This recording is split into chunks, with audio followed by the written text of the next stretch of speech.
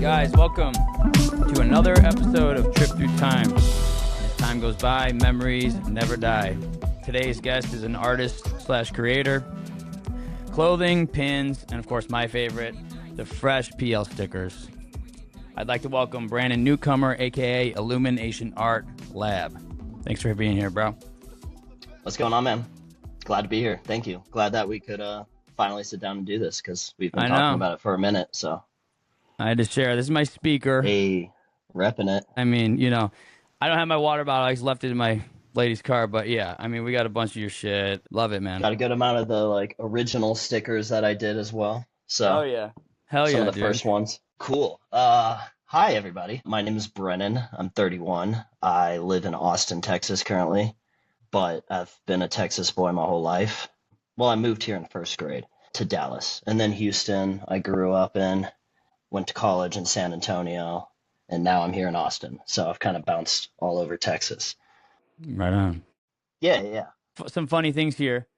We had been messaging about, I actually wasn't able to make it to Boston, got Brennan my tickets, and when we were messaging, I actually scrolled up by accident. I don't know, and I saw that we had communicated. I sold you a Euphoria pin back in the day. So it was just a funny thing that we interact. Yeah, it was like a purple flower Euphoria thing. Oh, yeah, shit. so yeah, I know exactly which pen you're talking about. Yeah. So I don't know, it's just funny. Yeah, a lot of these we've crossed paths and didn't even know it, and here we are, right now. Mm-hmm. Again, love those stickers, and I mean I slap them up everywhere. I fucking work at this bar in Pacific Beach, and it's like all over the bar tub or the beer tub and shit.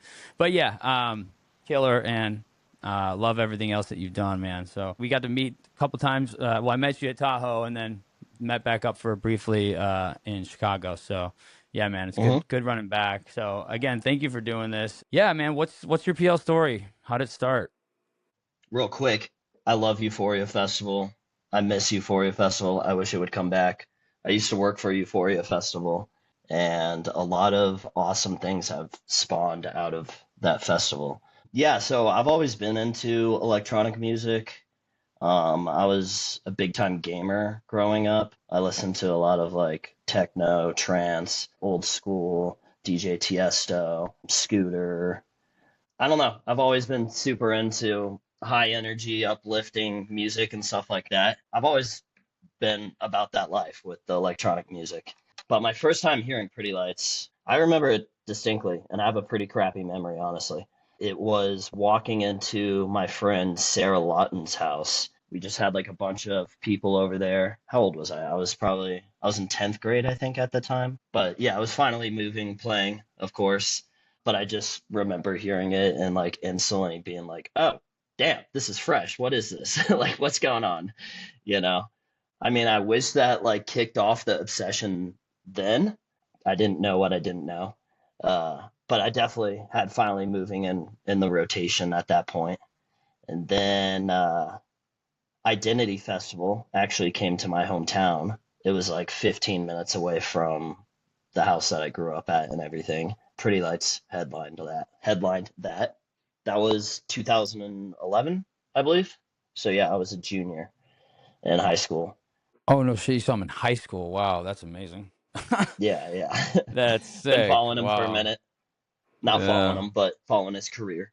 And yeah, that's when he had the towers, and that was one of my first rave electronic music experiences, and it absolutely blew me away. So at that point, he became really on my radar. I can't remember the timing exactly, which came first.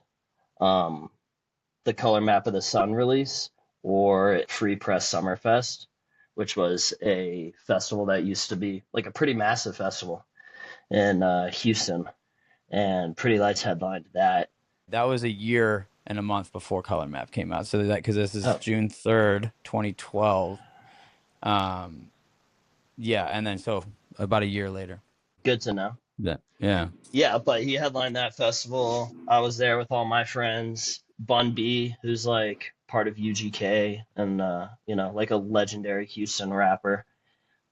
He came out on stage and freestyled with PL, No and way. yeah, yeah, Damn. yeah, That's yeah. awesome. It was so sick, because I was a massive Bun B fan at the time, and of course, big on Pretty Lights. So, seeing those Yeah. two worlds collide Yeah. uh, was very impactful. The next notable thing was Color Map of the Sun coming out. I remember the day that came out. I was like sitting in my backyard listening to that whole album through and just like smoking a joint, and it was like a real awesome time. And then since then, Yeah. I've kind of had the Pretty Lights bug. That album coming out and just all of the things along with it. Like I really loved the audio visual project. I've watched that documentary, the making of the Color Map of the Sun, like I don't know, 50 times. That was real big. And then I went to college in San Antonio. I went to UTSA. Yeah, you got some pretty cool shows. I mean, because like Texas, as far as like, being in Chicago, I think the scene was more prevalent up there. But you got these like all these cool events. It looks like X Games and fucking yeah. It's just some cool, interesting first ones. It looks like. Yeah, there's a Summer Fest as well. But yeah, Free Press Summer Fest was around for like 5, 6 years or so. They had some really big acts and everything too. It was a large multi-genre festival. Yeah. It was like the ACL of Houston, essentially, but Gotcha. cooler. Yeah. But yeah, seeing him at the X Games was pretty tight at the Circuit of the Americas, which is like the racetrack here in Austin, where they do like F1. It was a wild venue, and just the experience of seeing the X Games and then seeing Pretty Lights right after. The crowd wasn't the coolest crowd ever because it was mostly X Games people, but any opportunity to see Pretty Lights that I could get those first few years, anytime he came to Texas, I would make sure to be there. So When I hear some of these people see them at like random shit like that, like it's just funny hearing those, and it's kind of cool, I guess, in the moment because you can kind of look at it and then look at being amongst our fan base and see how different it is. So it's definitely interesting, especially those earlier days for sure. Now I think it's every show is pretty much what we're looking for. Other than, I mean, maybe you got a little bit of that at ACL, but obviously still got a good amount of people there. the vibe at ACL was better than I expected it. Both weekends were sick. I went both weekends. But yeah, no, I was expecting more of a normie crowd for ACL. I'm not sure if I just surrounded myself with the PLF and high vibed people and stuff like that. But no, I've walked around and passed out stickers like I usually do and tried to meet as many people as possible. The crowd was really cool. And I met like a bunch of newbies that had never seen Pretty Lights before or heard of him before. And they were all blown away. Converted a lot of people both weekends, I think. I mean, that basically like summarizes the like early Pretty Lights part of my life, I guess. I started to catch the Pretty Lights bug hardcore probably like 2014, 2015, leading into Euphoria Festival when he headlined there in 2015. That was a solo set. It wasn't the band at the time. That was a Yeah, I was very there. oh, okay, yeah, yeah. That was a very Yeah, yeah. controversial set. People either loved it or hated it. I loved it. I mean, it's still one of my favorite Pretty Light sets of all time, primarily just because of what it means to me and everything and the experience I had Yeah. and everything. But yeah, no, just where I was at in my life at that point, it was mega impactful. And I feel like he played a long time, and I like got to get up super close on the rail, and then I went to the back and hung out with people there. So I saw the show from like every vantage point, and the people in the back were like going wild.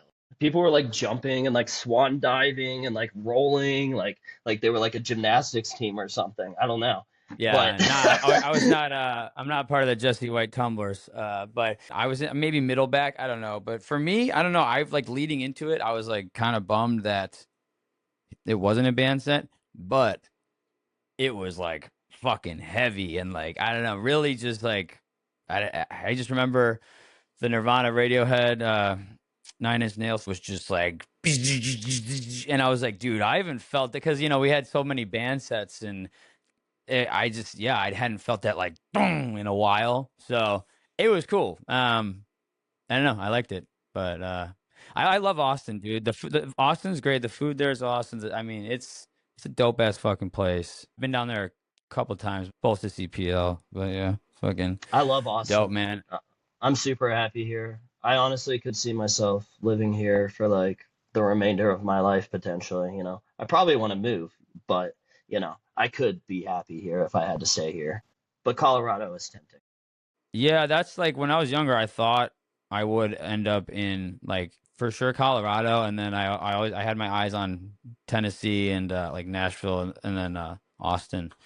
Never would have thought I'd be out here, but that's how life goes. So fucking yeah, bro. Just looking at your stuff, you had those two Houstons, two Austins, and then Red Rocks. And it's funny because that was your fifth and sixth shows at Red Rocks. My fifth and sixth shows were at Red Rocks. Hey. 2013, yeah. And then Buku, which I was at, that is one of my favorite festival sets. Krasno and then Ryan Zoidis playing with a little different flair on the horns and shit. And I don't know, it was fucking really tight. It was like in between. I think they are all coming off that when they all played Telluride, and they were just some sick fucking jams, dude. It was nice. It was real nice. Yeah. I wish I went to Telluride. We had tickets, but then I think like Yeah. finals or something got in the way with it. I'm not sure what it was. But yeah, Buku. Buku was incredible. Oh, I loved Incredible. Buku. Like I I listen to love it all the New time still. Orleans. Derek busted out the bass, and I'm pretty sure he did that on Shining Bright Despite the Plight, which is Yeah. like my favorite Pretty Light song ever. That's your number one? I remember that moment. That's your number one? Yeah. So they did. I mean, if you go back, there's actually like a Bass Lights jam or something that they have on there. It's called. That is fucking dope. I love a lot of those like hidden jams and the I Can See in Your Face intro. Dites really goes on the toms and throws some like Nola flair on it. And I know they have like a high school art class intro, and it's just really like nice build up. It's kind of just sort of like kind of just, and then once they hit it, it was fucking. I mean, I really love that era. I need to go back and listen to it, bro. I'm telling you, these are the ones I'll tell you to listen to. You got Counterpoint, 2014 festival set. You got the Buku, of course. I definitely like the pay-per-view San Francisco ones, and then of course the Telluride 2015. I think they only have one night on there, but yeah, those are killers. If I remember any more, I'll tell you. I haven't really gone back and listened to like anything from that time period in a while. I've mostly just been like bouncing off the new sets and stuff like that. It's nice to run back and listen to some stuff because like if it ever comes back, they'll hit it again. But there's some really good shit at that time. I mean, it's different though. I'm really glad that they've moved around. It's just there's all these different eras and stuff, and it would kind of get old or whatever. And at the time, it may be like, oh, why are they doing this? Why are they doing that? But when you look at it as a whole, that's what keeps it fresh. I missed out on the analog party for NOLA though, and which one? The secret set or the analog after party? The secret set. I missed out on that. Oh, okay. I don't know. I wasn't really like involved with the Pretty Lights family at that point. I mean, I was in it. I knew a few people and stuff like that, but the majority of my crew, they liked Pretty Lights, but they weren't like involved with the PLF, and I don't know. We were all pretty faced at that point, so we didn't really get the notification. Yeah. But we went to the after party though. Yeah, I mean that 3-stage night sequence, whatever you want to call it, is, I mean, it's talked about a lot. It's a lot of probably the biggest controversy in Pretty Lights lore. I mean, it was cool to be a part of and see. Yeah, there was definitely some questionable things going on, but I definitely loved Buku and some crazy shit. I don't know if you saw. It was like my first reel ever posted. I think whatever. Me and my buddy were talking about it. Some kid we know went up there, and he had no idea about Pretty Lights, and just walked into the secret set and walked on the fucking thing and just started trying to. Yeah. I remember you talking about that. Or I was listening to one of your podcasts where you talked about that or something. I remember that story somehow. Yeah, and then everything that happened after. So yeah, I have a lot of stories from that one. Okay, that being said, I mean, you saw the news today, right? Yeah, of course. I mean, that dropped like an hour before we started talking, so the Yeah, Discord's yeah, it's going crazy. crazy. Everybody in Discord, shout out to y'all. It says the new event is an inaugural 2-day festival. I guess that means it's going to be annual, yeah. It says full lineup, creative collaborators, activation portals. I'm not sure what that means. What's that mean? Like workshops and stuff? Like sound Yeah, I baths mean, and that sounds like activating your, and just spiritual, like yoga, meditation, all that type of. If I had to, if I'm correct, I don't know. I mean, for all we know, they could have time portals, and we're hopping into different dimensions. No, no, kidding. they're about to do some next level shit. It sounds cool. I mean, fuck, dude. Maybe in some way I can like finagle my way to this one a month before my kids do, but I don't know. I'm not gonna bank on that. It was already a lot to get my ass to Chicago, so If you yeah. can't make it happen, then don't sweat it. You'll just regret it for the rest of your life. But no, being a father comes first. I'm definitely gonna still do a bunch of this stuff to like cover it, and I want to like try and get people to call, like just get them to call in or tap in while they're out there, like just little things here and there. But I don't know. I might try and get some boys to come out here. We rent a crib by the beach or something, and just make a whole weekend out of it. Still enjoy it, and I'm still near my wife. Where are you at these days? San Diego. Oh, okay, cool. I'd forgotten that. Yeah, come through, man. Hit me up if you're ever out here. Just looking at your show list, 32, right? Or you said around 32. I think I Give had or it take. all added up correctly. Yeah, so I guess depending how you count it, don't I don't really count the after party just because I didn't. For me, I don't know. I didn't think it was, or I don't count the secret sets, but it is still. I guess I was just disappointed. Pretty Light showed up to the ACL after party, and I'm not like counting that. Is that what you're talking about? No, I mean the analogy thing. I mean, Oh, okay. yeah. I mean, I don't know. That's a different thing. For me, I mean, it's on the things you can add it in, and people do count it. I just, for me, I just felt like we weren't really like listening to Pretty Lights music. It seemed like a side project or something like that. But it is what it Yeah. is. And his set at Day for Night was an all analog set as well. That was his last all analog set before Yeah. before the break. I know you just want to talk about the comeback, so go ahead and kick it off. Pretty Lights and the comeback and your comeback. Yeah, that's how do I put this? So yeah, Derek had his last set at Day for Night, and that was my last event before falling off the map for several years because I had my own substance abuse issues that I had to go handle, and that took a long time. But yeah, that was my last event for like 5 years or so. So yeah, Day for Night Festival was December 2017, all analog set, which was fitting for the Day for Night Festival vibe because it was a very experimental type of art festival with like Apex Twin headlining, and they spent like half their budget on like art displays and light displays. And it was at the old US mailing facility warehouse, like really warehouse grungy vibes. I don't know. I liked Day for Night Festival a lot, but that festival was shortly after my ex-girlfriend and I broke up. We were together all through college for like 4.5 years. We lived together, very serious couple. The breakup definitely impacted me big time. At that point in life, had a really bad opiate problem for several years at that point. And that's what caused the breakup. Then the breakup made my opiates problem and depression and anxiety and all that type of stuff a lot worse. Like 3 weeks after, January 13th, 2018, I overdosed on opiates. That was like my first overdose. I went to jail, the cops were called, and then I went to rehab the next day.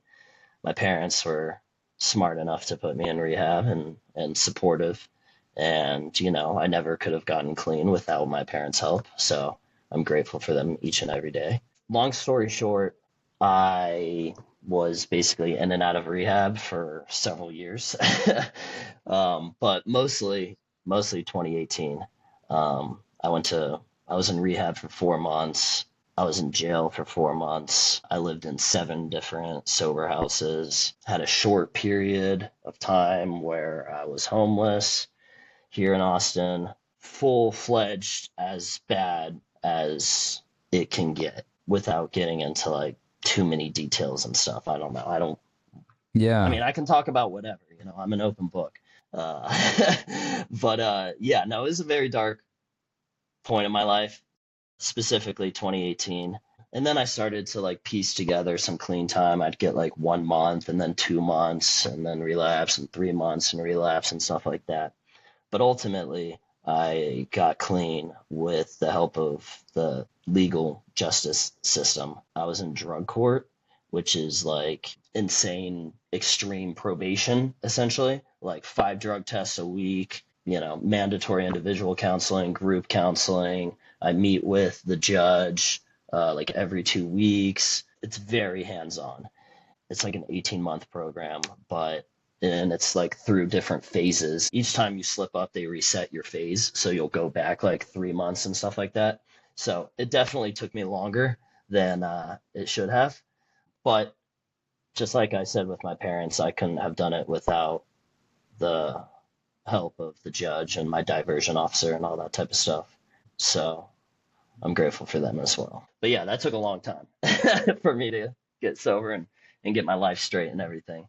But I mostly started to get my life straight in jail because that's like when I started like working out and I had enough time to like sit down and realize that I was the problem and to like stop blaming my problems on other people. But the main thing that like plagued me throughout that whole time period was just like having a broken heart and stuff like that and not knowing how to deal with that. I listened and I had to stop listening to Pretty Lights for a while because it like just was like it hurt too much to listen to Pretty Lights in that time period because I just had like such a bond between my ex-girlfriend, Pretty Lights, and myself. And, listening to Pretty Lights every time made me think of her and such. So I stopped listening to Pretty Lights again. And then eventually I was able to listen to Pretty Lights again and like find new meaning in it. That was pivotal. My favorite EP is Glowing in the Darkest Night. That's like my favorite Pretty Lights everything, and that's like a pretty like dark, moody, and like I mentioned earlier, Shining Bright Despite the Plight is my favorite song. The lyrics in that are like, don't push me 'cause I'm close to the edge. I'm trying not exactly. to lose my head. It's like a jungle. Yeah, I was able to find new meaning in Pretty Lights at that point. I don't know. I listened to Pretty Lights a good bit while I was getting clean. I repped it while in rehab. Pretty Lights helped me in my recovery at that point. Rather than it being a hurting thing, it became a helping thing for me. The last time I went to rehab, like every day I would go in to where we would meet up and everything, and I would write like some Pretty Lights lyric on the wall or like my own version of it or something. The main mantra or quote or whatever that came out of that was keep shining bright despite the plight, because even in the darkest night, a candle glows. And that's just like a mashup of several of the things. That to me basically just meant like even in the darkest times, there's still a ray of hope. And, you just got to be able to see it and hold on to it, and keep pushing forward. Hell yeah, dude. That's fucking dope. And I was really cool with the staff. So they let me like get a iPod because you can't have a phone or internet connection in rehab. Yeah. But Pretty Lights puts all of his music out for free on his website. So I was able to download all of his tunes on his website and put it on the iPod. And I would like listen to that while walking around the compound and stuff. One of my favorite Pretty Lights memories ever, all time, So there was this other girl in there named Cody, and I was wearing a Pretty Lights shirt. She recognized it. She was a big Pretty Lights fan. We instantly vibed, and we had like a Bluetooth speaker, and I was playing the Pretty Lights off of that, and we were just like walking around. I don't know. It like somehow turned into like an impromptu outside dance party to Pretty Lights in rehab, and like more people came over. We like got the golf cart and we were like flicking the lights on and off for it. Turned into like 20 people all just like dancing. Everybody's like sober as possible. And yeah, no, it was like an impactful thing. You know, I remember I was in there with one of my real life friends that I went to high school with. His name's Dylan. I remember him saying like, dude, I never thought that I could dance and vibe out to music sober. And I don't know. Trying not to Yeah, get that's emotional, trying to awesome, dude. hold my shit together, but I love that dude. And that was an Yeah. impactful thing to hear, you know, like spreading the Pretty Lights love to him and everything. And Yeah. he's actually doing really well. He just hit me up like 5 days ago, letting me know that he is about to have a baby as well. And he's been Wow. sober for several years, so he's doing well also. And so is Cody. She's married and has a baby of her own Great. and is killing it. So everybody's killing it. Hell So yeah. things are good these days. But yeah, no, that's one of my like favorite memories of all time. Like Pretty Lights memory, like real life memory. Like I don't know, it Yeah. just like came together and it was a fun thing. That's incredible, dude. And thanks for sharing that because yeah, I mean that's different. That's a pretty light story that I haven't gotten yet. So I really appreciate you giving that. That time period is like when I like started like drawing again and stuff. I was a pretty like artsy kid, but then kind of put that down to like pursue other hobbies and stuff in life. Like, I don't know, being an athlete and playing different instruments. But yeah, no, I started like drawing again while listening to Pretty Lights while in rehab. And some of those drawings have come back and been a part of some of the Illumination Lab designs. And some of them will be in the future, kind of making everything full circle. And that whole time period, just when I was getting clean, I told myself, no matter when, no matter where, Pretty Lights decides to come back, I will be there. That obviously leads us to the comeback to Mission, which was phenomenal. I didn't have any real life friends or Pretty Lights fan friends to go with. I didn't know anybody. Basically, all my friends had moved out to Colorado years earlier, and I didn't know anybody because I put myself on my own island for 4 or 5 years, the whole time I was getting clean. I didn't go to like a single concert or a single festival.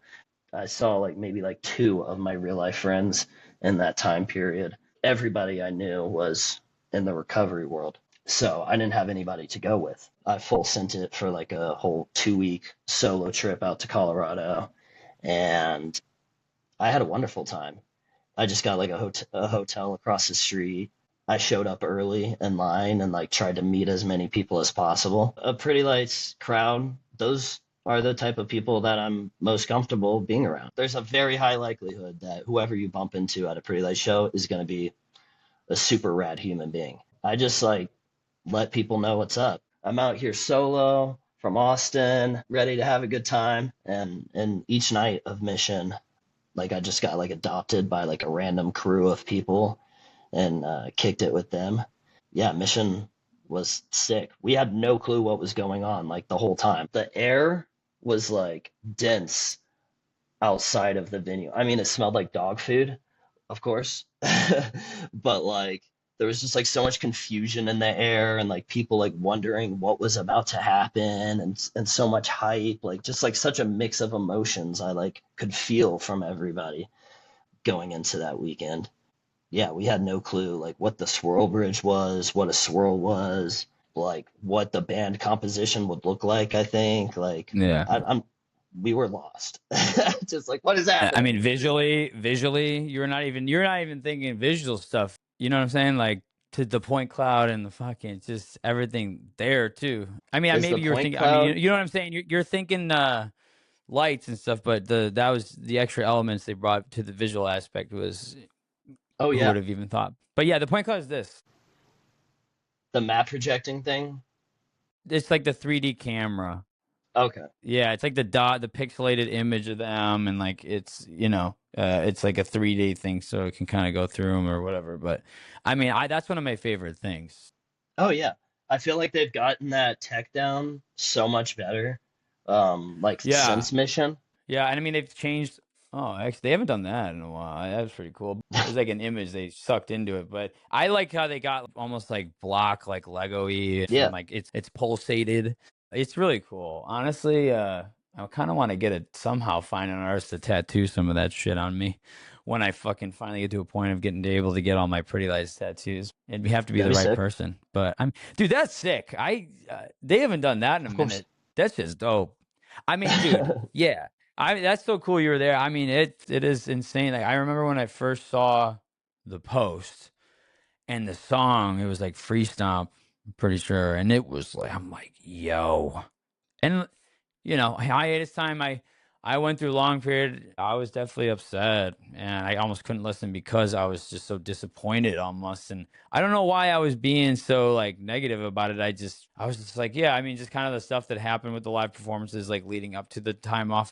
I don't know. I think it seems like he's just done. I don't know. But either way, once that post hit, I was like, and that music, and I'm like, yo, dude, that's sounding ill. Yeah.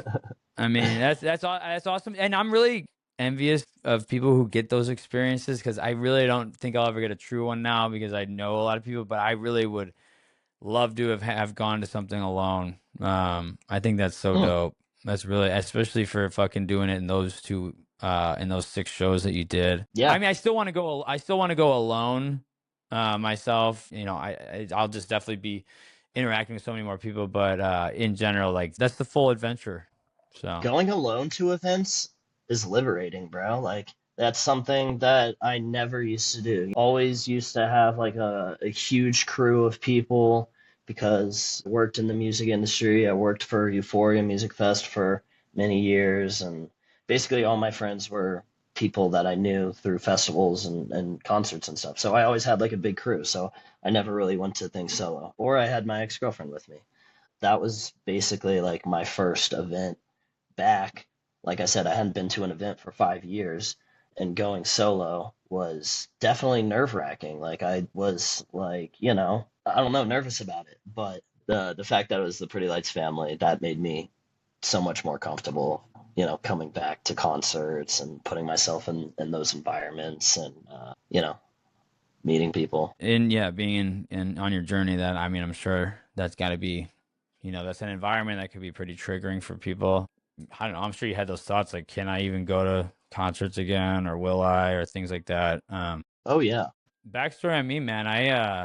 I'm no stranger to rehab. I went in high school, but yeah, I don't know. Nothing like, just doing normal high school kid stuff, like smoking and drinking and shit, and tried a couple other things. But I just was so rebellious and just wanted to, all I cared about was social shit, like trying to find places to party and not caring about school and ditching classes and just reckless, not on a good path. So like the school and my mom got into talks with each other, and then they were able to like test me at school and then recommended some programs and shit and a little of that. But yeah, for me, I mean, Yeah. I've for anyone who's listened, I've uh, kind of been on a bit of a journey myself. But yeah, for those that don't know, I gave up drinking and I went to the Chicago shows, and it was actually, this project has been the perfect thing for me because it's like this is so much my focus and I'm so into it that like I spend a lot of time on it, and it's really just it's a healthy thing, and Yeah. it's making a different connection to Pretty Lights to me than it would have been partying. And look, partying's all fine. Like people should let loose and have fun. It's just for some people it can get, it can kind of be too much of a focus, whatever. So for me, Yeah. today is 100 days that I haven't Fuck yeah. drank. Yeah, That's man, awesome, man. feels good. It took me forever to get 100 days of any form of sobriety, cleanness together. Like that took years to get 100 days together. So that's definitely an accomplishment, something to be proud of. Thank you. Yeah, I mean, longest I've it's been since since my junior year of high school and when I was going through those programs. So yeah, I mean, a lot of things got put in perspective for me this year, and it was a really big. I mean, a lot of great things happened that year, and a lot of bad things happened, but it was a yin and yang swirled into what's meant to fucking happen. And here we are, and just trying to do my best in all ways with this, with trying to work towards the future and be a dad. So, but yeah, Yeah. thank you for sharing that stuff. Because one other thing is like I don't know, it was weird that for some reason you and I have messaged definitely since you've been doing this before I started doing this. So we talked a bit here and there, but just I don't know, for whatever reason I like kind of poured out some stuff to you about like what I was going through. And then you're like, "Oh, thanks for sharing and stuff." And like I was kind of like second. I'm like, "Why did I just do that?" But then it definitely made me feel like more comfortable about that and stuff. And I know I could like we've been talking ever since then. So yeah, dude, appreciate you, man. I mean, another thing that this community provides is like just tons of connection, and it's dope. Connection So and support, man. And yeah, props to you. 100 days, that's something obviously to be super proud of, and I'm proud of you for it. And yeah, like, and no, you don't have to feel any type of way about reaching out to me and stuff. I've heard it all. I'm a certified recovery coach as well. That's like something I did while oh in drug court. I worked for a recovery center as well. I was their aftercare coordinator. I actually helped set up or like open that recovery center with my former counselor. She was my counselor in drug court, and then and I was like so enthusiastic and everything, she ended up like hiring me and stuff. I went from being like the person getting counseled to sitting beside her in the chair, like counseling other people. And so that was a full 360 experience and stuff. So yeah, like the big pillars of my life are basically like recovery and pretty lights. The fact that they've now currently merged together is like so serendipitous for me. I love it. yeah, and I mean, kind of going back to what you said about when you were going through the breakup and like kind of all you were your memory of Pretty Lights or like your association with it was kind of in that small circle, and it's just I don't know. It's almost like with me with the timing thing of having a kid. It's almost like your recovery and I mean I have to assume his recovery were on the same line, and then you come back so ready to be in that environment again. And I don't know. I mean, I think it probably was very motivational for you to like go back and like have those insane experiences in that new life, and then like that was the norm for you then. So and then as we progress, we have so many connections now. Like I'm not gonna think of one person for Pretty Lights now. Like you're a part of that, as everyone I've interacted and even all my old friends and everything, that not only the people but the places and all that stuff. So yeah, man, it's dope. Yeah, taking it back to Mission. Why am I blanking? What was the quote? Oh yeah, Oh yeah, oh my yeah, God, you were there for that, bro. Oh my God, yeah. dude, that's the opposite of addiction is connection. Yeah, Disconnection. bro. Yeah, Fuck yeah, I love that for you. That's fucking amazing, man. That is so yeah, dope. bro. That's I amazing. was like, I was walking to the restroom, and then he like hopped on the mic, and I like turned around. He said the opposite of addiction is connection, and like that was like a like like nobody's around me, like just me and Derek like looking at Yeah, each other type of moment. Like everything else fades away because I like knew exactly what he was referencing. I've watched yeah, the bro. videos. I know he's talking Oh, about The TED the Talk. yeah, the TED Talk. I knew 100% what he was talking about at that point, and I loved that quote and had pondered on that idea many times before. That like just was a confirmation moment for me, Yeah. of just Wow. like the synchronicities in life. That was a beautiful moment that I don't think I'll ever forget. Like that was big for me. Yeah, dude, that's fucking incredible. Cause I just like I'm sitting here like, oh my God, yeah, you just heard that. No, you actually, cause I didn't know that. I actually stumbled upon a fucking clip online of that TED Talk, and then cause they were, and they say that the opposite of addiction is connection. I'm like, oh, cool. But to that, the fact that you had actually had that experience, and then, dude, that is beautiful. Hmm. That is fucking awesome. Yeah, and for anyone that doesn't know, they talk about that there's like testing these fucking rats on like drug addiction and stuff like that. For if you just put them in their fucking, you know, a cage or whatever alone with just the drug, then yeah, they're going to become dependent on it. But if they put them in a fucking thing with like lots of activities and like other whatever connected to other things, they weren't going to that. So it's like, yeah, I mean, if people are in a dark place and they don't have any outlets or things like that, they may dive deep on some things. And I don't know. I mean, it's exactly what's Yeah, going on for me, man. So yeah. it's true. I feel like that study says a lot. But yeah, there's like two rat cages. One of them was just the like cocaine laced water, and then in the other rat cage, they had like, it was males and females, and they could have all the sex they wanted. They gave them like a bunch of like activity, everything that they would want. And they gave them the water and the cocaine water. But like instead of going for the cocaine water, they would all just go for the normal water because they like were happy with everything else going on in their life. Okay, thank you for you. Obviously, I should have had you tell a story because you Yeah, obviously no, know. sorry, I don't want to like step No, on no, you with I'm that or glad. whatever, but provide more No, clarification. no, yeah, great. I mean, hey, thank you. No, please. And I assume if you're in a group of people, one person may figure it out. Hey, don't do that shit, and then they tell everybody else. If otherwise, if someone's lost and just doesn't even know, like have any like outside influence, that takes place too. So, yeah, dude, that's incredible. I mean, dude, and that's the type of shit we want on Trip Through Time. You're fucking the deep dope shit. So thank you, man. That's fucking awesome. I'm happy for you, dude. Thank Yeah, you man. for everything. So I wasn't thinking straight. I'm not even sure like what I was thinking. Like reflecting back, like this seems like a not the most thought through plan ever, but my plan was to do Mission and then rent a car and drive out to Dillon. I didn't have tickets for Dillon. Those tickets were super competitive. Everybody saw what happened at Mission, and so everybody was like, "Oh shit, they're back." And it was a smaller venue. It's Colorado, Pretty Lights' home base. So those tickets were competitive for every reason. My plan was to just stay in a hostel nearby and like go hiking and explore Colorado and do like, the whole summertime Colorado thing and go listen to Pretty Lights like outside the venue each night or something. I don't know. I didn't think it through. After Yeah. Mission, I was like, no matter what, I'm gonna be in there. Like I have to go. So yeah, I drove there early in the day like before, I believe it was, and I got into Dillon at like around noon or so, and I just like parked, and I was like, all right, I'm gonna just like walk around, explore a little bit, and I had parked near the venue, so I was like, all right, I'll go see what the venue looks like.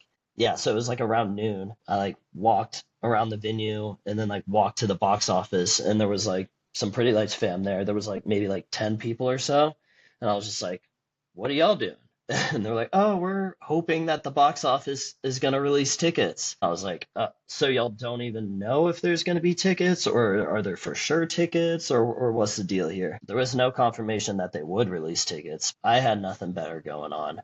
So I just decided to join them in line. Yeah, we got lucky, and I can't remember how many tickets they released. It was like maybe like 30 or something. But yeah, we like sat outside for a few hours day one. But that was the easy day to get tickets because it wasn't a weekend pass. It was just an individual single day. Uh, Um, but we like all got lucky, and like everybody was like cheering each other on, like high fiving, like yeah, I'll see you in there, type of vibe. fuck yeah. And then the word got out that the box office had tickets. So the second Shit. day was like so much more competitive. You just got out night 200. one and just literally sat down, right? you know, overnight. There was a shitload of people in that line, like so many people. But I had nothing better going on, so I got there super early. I was like for like day two, I was like number 15 in line or something. But it was like brutally hot sitting out in the sun. But hanging out with the Pretty Lights fam and stuff. So it was a great time. And I was lucky enough to secure tickets for night two that way as well. And then on the third night, I didn't get there in time for the box office. I had to like recover and like get a meal in and stuff like that. And so I just like went up and down like the line holding my finger up, seeing if anybody had a ticket. But it was so competitive. There was like so many other people doing the same exact thing as me. And people were like, yeah, right, bro, type of vibe. Well, it was split. People were either I mean, like, come see on, you. dog. Like, really? Chill, man. people Fuck. Like, you gotta be a dick. people were like, I'll see you in there. Or they would be like, yeah, bro, there's no way you're getting it. So like complete opposite ends of Hey, the if you were spectrum. in that line, listen the fuck up because I know that motherfucker was there. So, god fucking damn. Hell yeah. I'm glad you got in, but continue. Yeah. Eventually, like the whole line filed in, and I was like, oh shit, like there goes my opportunity. Like everybody's inside the venue already. But then like some random couple came up last minute, like maybe like 2 minutes before they went on stage or something, and they had an extra ticket, No and way. they miracle ticketed it for me. Wow. Yeah, I got lucky like all 3 nights securing tickets, and Dylan was phenomenal. So, which of those nights was your favorite? Oh, I'm not even sure. My favorite moment of Dylan was them playing I put a spell on you. I know that for a fact. I was going absolutely wild. I think that was the I think that was night 3. I could be mistaken on that though. Yeah, no, I need to go back and listen to Dylan to be able to give an accurate answer, but I think it was either night 2 or night 3. That venue was so beautiful and town and everything. Oh, it looked great. I loved songs like that have kind of been redefined with this new sound and drops and that one and like You Get High and shit like that are just they're so different. I didn't even know I put a spell on you like previous to that stop. I'm not even sure if I've ever heard it before that. I thought it was a new song. Oh, really? I was just like, wow, Oh, this is really? crazy. Yeah, it was new to me. Yeah. Fucking Jay Simons made a sick I can see it or I put a spell on you put a spell on you pin. It's like this wizard Derek thing and a fucking almost like a DJ set but fucking like witch wizard fucking potion thing. It's really cool. The hat pin? Yeah. Yeah, I Yeah, actually yeah, have it yeah, right I've over seen that. here. Looking at all your shows, what are like just the standout ones or your favorites? Because I mean, going especially the rest of since the return. My next show after that, which is one of my favorites since the return, was the tour closer in NOLA. Which is Absolutely loved that. Yeah, that was one of my favorite Pretty Lights experiences of all time. Just New Orleans is such a sick city. The vibes were so on point. Yeah, like I said, I did Mission and Dylan solo, but by the time NOLA came around, I had met some friends and met some cool people in Austin. I just knew one girl that was like a part of an Airbnb. She let me tag along in there. So I just knew her, and then there was a bunch of randos. But now we're like all best friends, and we've got a good solid Austin Pretty Lights family crew going now. nice. Yeah, yeah. So the squad from NOLA is like we've all done many shows together now, including Tahoe. And we all just went and saw Of the Trees like 2 weeks ago. But yeah, dude, the sets from NOLA, out of this world. The vibes were crazy. I love NOLA as a city. My best friend Gerardo was able to tag along, and he just had a baby right before that, within that year. So, and he hadn't been to a show or a Pretty Light show in many years, so he was able to tag along. So that was really big. I was glad that he was able to be there with me. And he's thinking about doing Buena Vista, by the way. I'm trying to get him to do that. I'm that friend that is always like pressuring. Well, that's kind of a bad word, but I'm always that friend No, that's like you're trying to trying convince, to, persuade, yeah, yeah, persuading. yeah.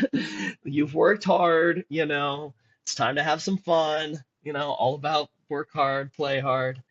You're selling a good time. You're a dedicated Exactly. salesman for a good product, dude. It's Hmm. fucking, And this And he had a wonderful you make experience. commission on vibes, not fucking currency.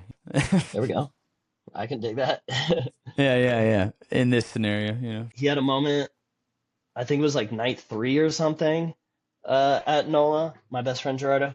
And like I said, he had just had like a baby. I like turned around and he was like bawling his eyes out. And I've like Yeah. never, like, he's like a punk rock, metal, bass head Colombian dude.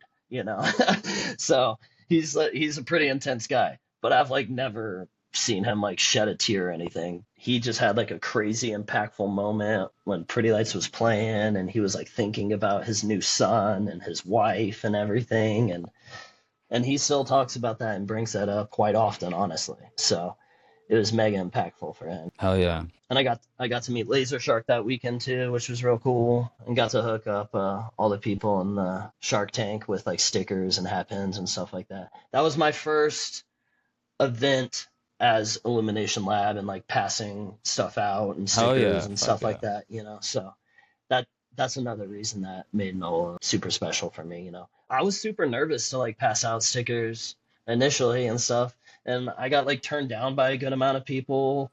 Really? At this point, where everything is in the Pretty Lights family and the scene, passing out stickers is like a lot of people are doing that now. Like everybody's bringing stickers and trinkets and stuff like that. And there definitely was that going on then, don't get me wrong, but I feel like it's gotten like way bigger since then. But yeah, I passed out a bunch of like keychains and stickers and stuff like that, and that was the Yellowbird design. And that was my first time like seeing people's reactions to it all, and it was a really fulfilling time, and I had a lot of fun with it, and I was like, damn, okay, I'm gonna do this like for every show now. I don't know, it's like a fun game for me, like looking and finding like high vibe individuals, like people just slaying it on the dance floor and like hooking them up with like a handful of slaps or whatever, you know. Like I love that shit. Hell yeah. And people are always like so grateful and gracious, and now, like I said, so many more people are making stickers and stuff. Like so many people have stuff to trade back to me now, which I love. And every single trade I've done since then, I've got them prominently displayed on my bookshelf over here. Yeah, I cherish like every sticker, trinket, whatever that somebody else trades my way. Yeah. No, I've seen your shrine, dude. It's dope. Yeah, I mean, dude. Yeah, I just love that you throw, because I don't know if you remember, but like back in the day when the pin game was strong, it was always like the pin game is tough because you want to make something a lot of people are going to buy. You don't want to waste the money and put the money up and be sitting on a bunch of shit, but you want to make it something that's creative and cool and original, but you don't want to bite the logo too much, and some people would bite the logo. So I just like that you're doing the logo and you have a design for each one, and it's dope. I mean, I really like them. I mean, fucking like I said, I got them all over the place. So I try to, you know, make sure that like I do use the logo for the stickers, you know. Sure, but you're obviously putting work into making what goes inside. So it's like it still connects everybody because it's Pretty Lights, but it's got, you know, your own art going on inside of it. And a good amount of work. It's not like simple designs, you know. Well, the Soundship Tour sticker pack was a little bit more simplified. I've been trying to level up in every aspect. So I think the Check Your Vector Tour sticker pack is even better and more intricate and more transformative and inspired by Pretty Lights and all that type of stuff. But yeah, I'm trying to like do a sticker for like each stop. Go there, get the vibes of it, and then like see what vibes I can take away from that and then put into a piece of art later down the line, you know? Yeah, I mean, dude, I make edits and stuff like that, and like people do too, and they're taking stuff that Pretty Lights puts on there, but twisting on it too. So it's all dope, and especially when you're making something that's dedicated to a tour and things like that. But I mean, I gotta say, your one from I think it was your Boston one or whatever, but it's Derek with the bass, and that one is fucking ill, bro. Like it's really dope. Yeah. I mean, I like I like them all, but that one and your Red Box one really stuck out to me, and I still got to get some of the new ones, but you got some really like some fucking cosmic outer space shit. And yeah, I mean, dude, just keep it up, dog. I love it. I gave away a lot of your stickers in the raffles that we did. Oh yeah. So, you know, and obviously everyone loves them. The Red Rock sticker and the Boston sticker definitely were like the two most popular stickers that I put out. Definitely the Boston one. That one was definitely a hit. I had been sitting on it for a while. I thought it was super dope, you know. You never know like how everybody else is going to respond to it. Like, is this just a thing that I think is super cool and then everybody else is going to like think it's mids or whatever, you know? But I felt like that one would hit pretty hard and it did. That's fire. A lot of people really dug that one. And I saw someone got your Red Rocks one tattooed on them. So that's fucking sick. The first Illumination Lab tattoo. Props to that guy. I'm blanking on his name right now, but I'm going to share it on my Instagram. When I get to a moment, I'm gonna get some fucking tats. I got a bunch of ideas. Sam, I still have no tattoos, but I think a Pretty Lights tattoo might be my first. What was, what made you like start that? Looking at it as it looks, like in that time in between back-to-back weekends in Colorado and leading up to New Orleans, you must have gotten really inspired and, you know, from there. Yeah.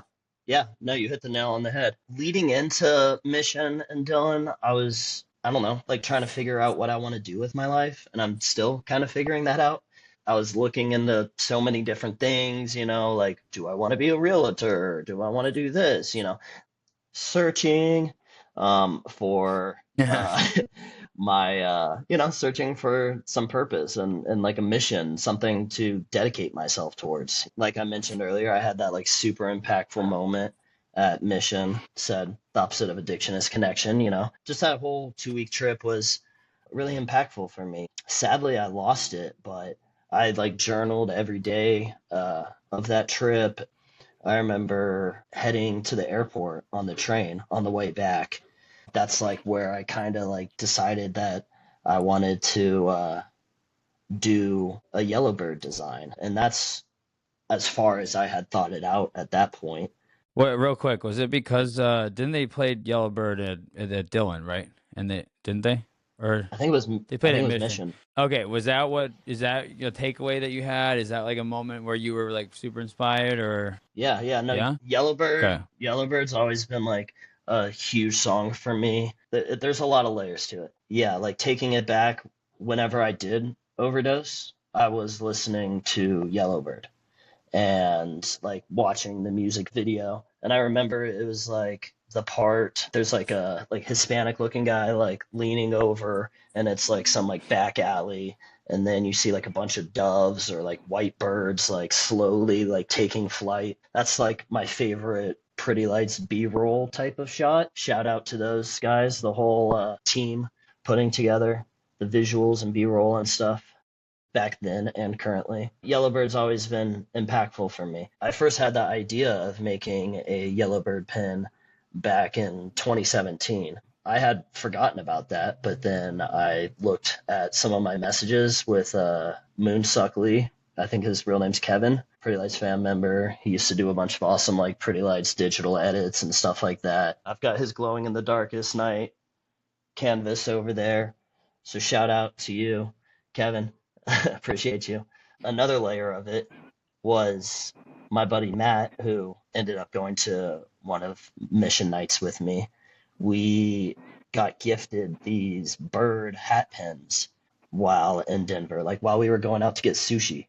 Some like random guy gave us bird hat pins, and we were like bird bros the whole time. Birds and Yellowbird was on my mind at that point and I wanted to do something cool. So that's like when I first did the initial drawing of Yellowbird, probably like around when I got home. But yeah, I wanted to do the Yellowbird design because Yellowbird was one of the main songs that I had to like put away for a while after the breakup with my ex-girlfriend. Yeah. Because me initially wanting to make that hat pin in 2017, it was like surrounded around her. And we all know the story behind Yellowbird and stuff. I wanted to do it for a different reason this time. Along with the hat pin and the stickers and stuff, like it was a bigger project initially. I wrote like a whole short story behind it that's like several pages and ended up scrapping that. It was a much bigger project. And I scrapped the short story because I didn't want to put my ideas of what the Yellowbird hat pin meant and what the design meant out there. I wanted people to formulate their own thoughts and beliefs and emotional attachments with the design as much as possible rather than it being influenced by my life and thinking behind it and such. Yeah. And I can't remember if the Yellowbirds, the recovery group, so the Yellowbirds, for anyone who Oh doesn't know, I wow. think Oh everybody yeah. knows, Shit. are, they're Pretty Lights fans who are in recovery. I'm not sure if they had like fully started at that point. I think they like started around that time. I think they were like just kicking off as well. I wanted to make a symbol for them, like something that, people can stand behind and stand beside, like a symbol for everybody to rally around. Like I said, it was a super emotional song for me, and I had to put it on the back burner because of all of my emotional attachments. And like I was saying earlier, I had to reformulate what that meant to me. And so I don't know. It's hard to describe. If I can like understand what you're saying is like you almost needed to close that chapter by putting that down, and then by you doing that, you almost like accepted it and moved past it, and then made a new representation of what it meant to you. And it's still you still have that, but now it's this whole deeper meaning, and it's your connection to the community and everything that you've grown and to come to be. Yeah, like it's a like physical embodiment of the transformation of what it meant to me back then to what it means to me now. It was for me a way of putting my ex-girlfriend and the troubles and all of that in the past. And I wanted the Yellowbird to be something completely new to me. If you look at it, he has like a certain intensity to him. He's like kind of like standing there like with his chest out, like looking intense and like looking resilient, like a I'm back type of look. I don't know. There's so many layers behind it for me personally, and I'm doing a bad job, I feel like, of describing it. And what you said about my thoughts on the project was accurate. Yeah. But you were talking before coming out of Dylan or coming out of the shows. I assume that's where the mountains come in the background of it and shit, right? Yeah, the full Yeah, yeah, design with the mountains and all yeah, that type of yeah. stuff. Yeah, yeah, yeah. But yeah, like you said, I got home from Dylan and I just went straight to work on that. And like I had just said, I had only thought about putting the Yellowbird out there. I hadn't thought about Illumination Lab or doing any farther designs past that or Mm-hmm. what have you. Yeah. I'd always wanted to make a hat pin just to like put my mark out there in the world and share and stuff like that. And I've always collected hat pins and stuff like that. So I wanted to give it a whirl myself.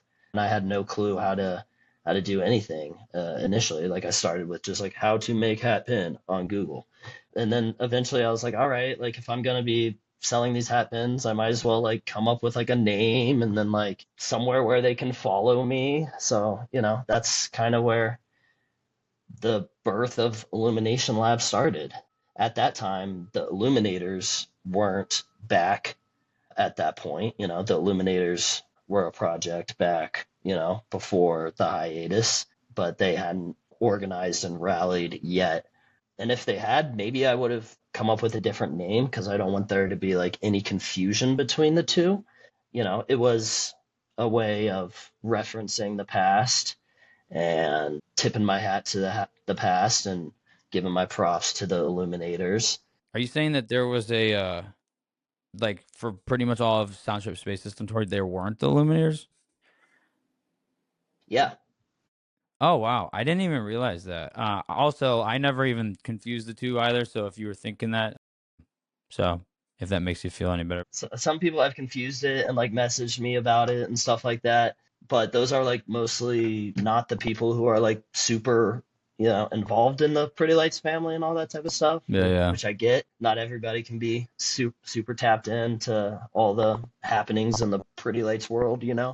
So yeah, I don't want there to be too much confusion. I don't really think there is too much confusion, but there's a little bit. But yeah, no, just the name worked and I thought it was catchy. That's the like main mission behind Illumination Lab is to, spread light and love and joy. And I feel like passing out stickers is my way of doing that.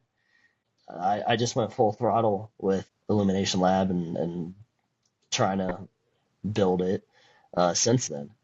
And it's been a heck of a journey. I'm glad that I can have something like you were saying earlier to like pour myself into. I very much needed that at the time. I still need it. I got home and like just like was grinding on figuring out this whole making products and how to sell them to people and stuff like that since then.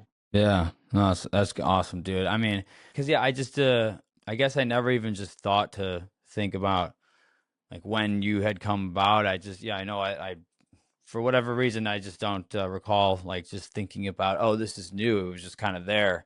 So, but yeah, it's cool that we have both kind of started something since the comeback, and it's really cool, man. I mean, your story is fucking awesome. For me, when I would look at these shows, it was like my experiences were how fucking faded can I get, and kind of, I mean, I'm still hanging out with friends, but just when I do this now, I want to fucking just be amongst everybody and just build up this fucking project. So yeah, man, I'm happy that you've come upon this path and found this new fucking light, dude. It's dope. Yeah, man, like it's very emotionally and spiritually fulfilling, but I also wanted to have a Illumination Lab is like my vehicle to level up my skills in a lot of different departments, because I'm sure Yeah.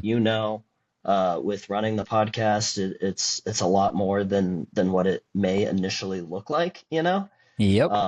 there's so much more components and variables and different things that you wouldn't really initially think about Yeah. that are involved with what I do, content creation, marketing, product, fulfillment, stuff like that. I don't know. I just really needed to learn a lot of new skills and stuff like that because I hadn't worked for many, many years, basically, close to before the comeback. Um, and so, yeah, it's a way of building up my skills and having fun and spreading light and love. And yeah, Yeah, it's bro. I mean, my resume. dude, I fucking exactly what I've been fucking saying. And like, yeah, dude, I mean, yeah, this is passion, right? Pretty lights. But I've struggled with the same thing. I think I was going to say this before, but we carried on. But I think you mentioned like just trying to find something because, yeah, dude, I mean, I kind of blew off school a lot in life, and I've just kind of been working like this job and like that job, a handful of years at each one, putting in time and like, doing whatever, doing all right, but not feeling like I have a purpose. And, I've always been an artistic kid like yourself. I was always drawing, and then like I played music and I still play a little bit, and I even rapped a bit and stuff. And just like this has been such a passionate thing to me. And I'm like, whatever, like, again, the passion is there for Pretty Light, so it's easy, but I'm learning so much, and I would love to work in like this type of industry. The podcasting is huge. I'm not saying I'm trying to like be on a big fucking famous podcast. I would like to produce, and then doing just I can edit. I'm learning a lot of hands-on skills that can get me a fucking job, and I got a kid on the way, so these are all just like things that I'm thinking about. I can't be working two jobs, busting my fucking ass like my whole life, and again, it's been really fulfilling, and like I'm really getting into the video editing thing now. So, but yeah, it is a lot. I mean, but again, it's a healthy, because us who have struggled with substances and things, and like you're gonna put this energy into something no matter what. I mean, I'm a very obsessive person. I've gone through phases of like, when I got out of a breakup, I fucking was working out like insane, like running, lifting, like going, I'm fucking all balls to the wall with whatever the fuck I'm doing. And sometimes I was Same. fucking getting fucked up. So again, this is just creating so many, like you said, this is my resume, and I can go to people and be like, if I can get a job and with any, whatever it is, like, hey, I've created all this stuff. This is what I've done. I can do this. I can do that. So, yeah, it is though, because I'm learning all this different stuff. I wish I had a lot more time, bro. Like I find myself like on my computer falling asleep and shit, but yeah, it's good though. I mean, yeah, like I said, I feel so much Same. fulfillment. Again, like you and I are doing Pretty Lights is what started this for us, and we're always going to do it, but this is leading us to just like a better, not only better life with our changes that we've been doing, but possible career opportunities. So yeah, dude. Right. I used to work in the music field, like I mentioned earlier. I worked for Euphoria Music Mm-hmm. Festival. They brought me on in 2014. I primarily did marketing with them. I also worked for a few other companies like called Wisidio and worked for some other cool festivals. I worked for Def Productions and we threw some concerts here in Austin, mostly all like electronic music and dubstep and stuff like that back in the day. Yeah, I had worked in the scene previously, but like on a completely different, side of things and doing other things. And yeah, I'm still interested, exploring those possibilities of working in the music world again. I've been thinking about that even more so recently. And like you mentioned earlier, whenever I was getting clean and stuff and I had been away from the scene for so many years, I definitely spent a lot of time contemplating if I would ever return to the scene in any form or capacity, because that's kind of discouraged within the recovery world. Yeah. Oh, I bet. For I some mean, good dude, reasons, I could but only imagine your sponsor or people like, don't go, don't go. It's gonna be yeah. bad. I mean, dude, because if I mean, it's almost like those. It's almost like let's just put it this way. I'm gonna have a kid. I think about parenting, and in so many ways where my mom or my parents were like, "You can't do that. It's bad," and stuff like where, and like it made me want to like rebel and not be around. I don't know, just not being able to be open to my parents. So it's like, if you act like it's not there, like things are out there, so you have to like accept that they're out there. Like, you know what I mean? My kids are gonna grow up. My kid's gonna grow up. They're gonna know that they're gonna like, live through life, and it's just better to be like, I don't know, if because then again, it's just like you're just eliminating that and not like recovery. I think is getting to a point of being able to be anywhere, not I don't know. Yeah, the AA book says something along the lines of one who is spiritually fit can walk anywhere. And I knew that like, there's a lot of distractions and drugs and potential things in the scene that are not the best. But Hmm. there's also a lot of wonderful human beings and connection and love and socialization and there's also a lot of really beautiful positive things within the scene as well. And there's so many people who have struggled with substance abuse or mental health problems and stuff like that and had to take a step away, but have been fortunate enough to come back. And, the recovery and music scene in total, seems to be merging even more. There's so many more like support groups that are centered around it. Like we talked about the Yellowbirds, and all the big jam bands have their own version of that. Oh yeah, and they explain that the whole yellow balloon thing. A lot of people get confused on that because there's a yellow balloon part of the Yellowbird. Um, They think it's nice. Yeah, a lot of people think it's nitrous and stuff like Yeah, that. yeah, yeah, I've had yeah. people like message me and be like, "Oh, I bought it for that reason," and I'm just like, Uh, "You don't know what this design's about, but that's fine. If you love it, you love it. That's cool. Like, props to you." But yeah, yellow balloons are a symbol of a sober group of people. Like it's like an invitation to like say like, "Hey, we're sober. If you want to join us."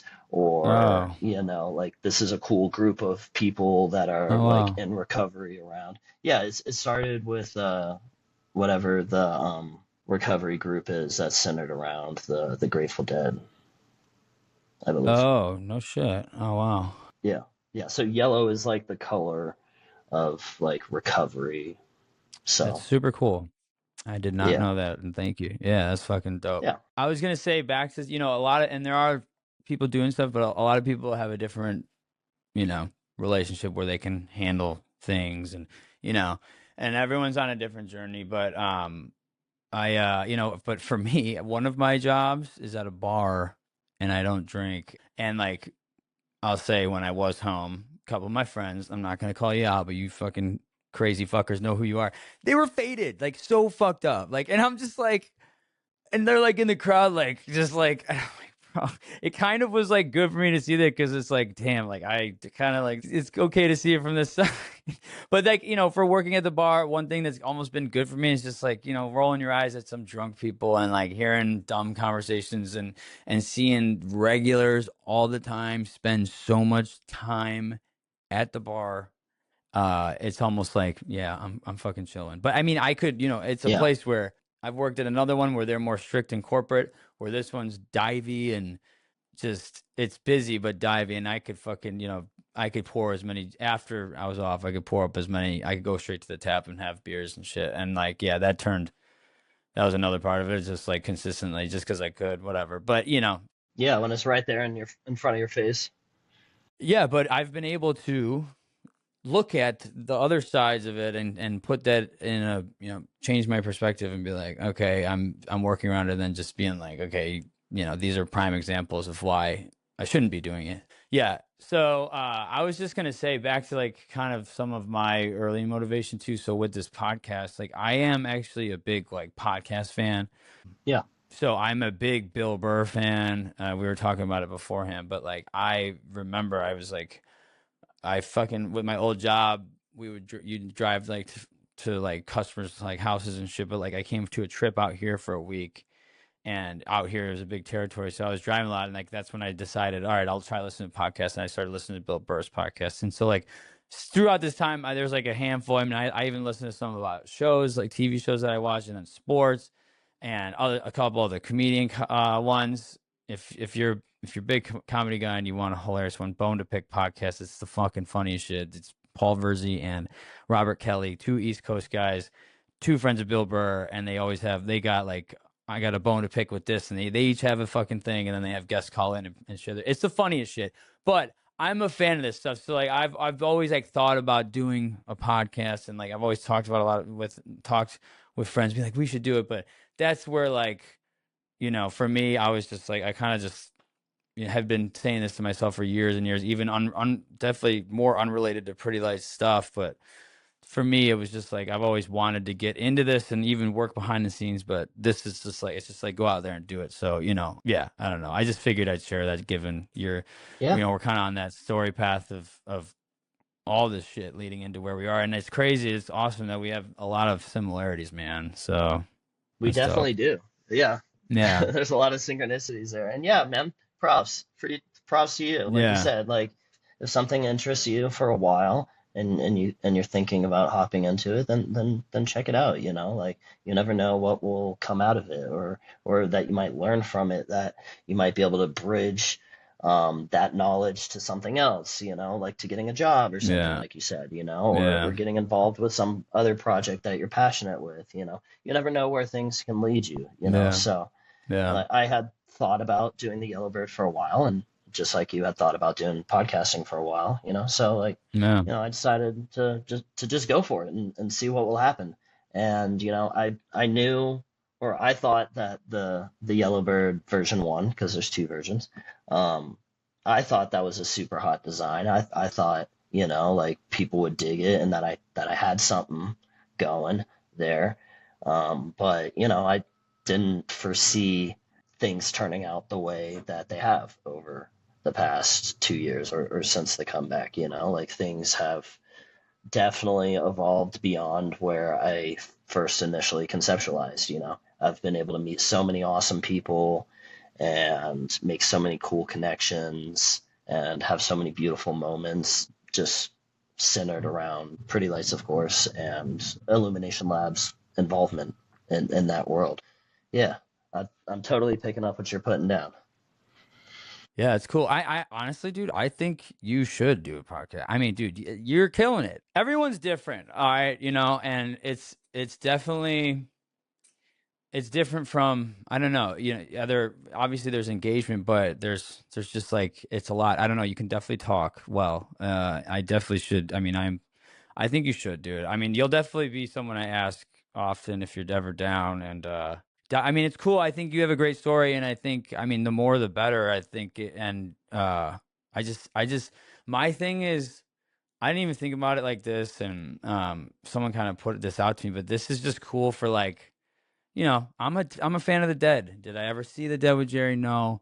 But I'm still interested in all that stuff. If there was a podcast that fans were putting together from back in this fucking, late 60s, 70s, 80s, early 90s, I'd be fucking checking that shit out. So I don't know. Maybe it'll be more of a thing down the road or something.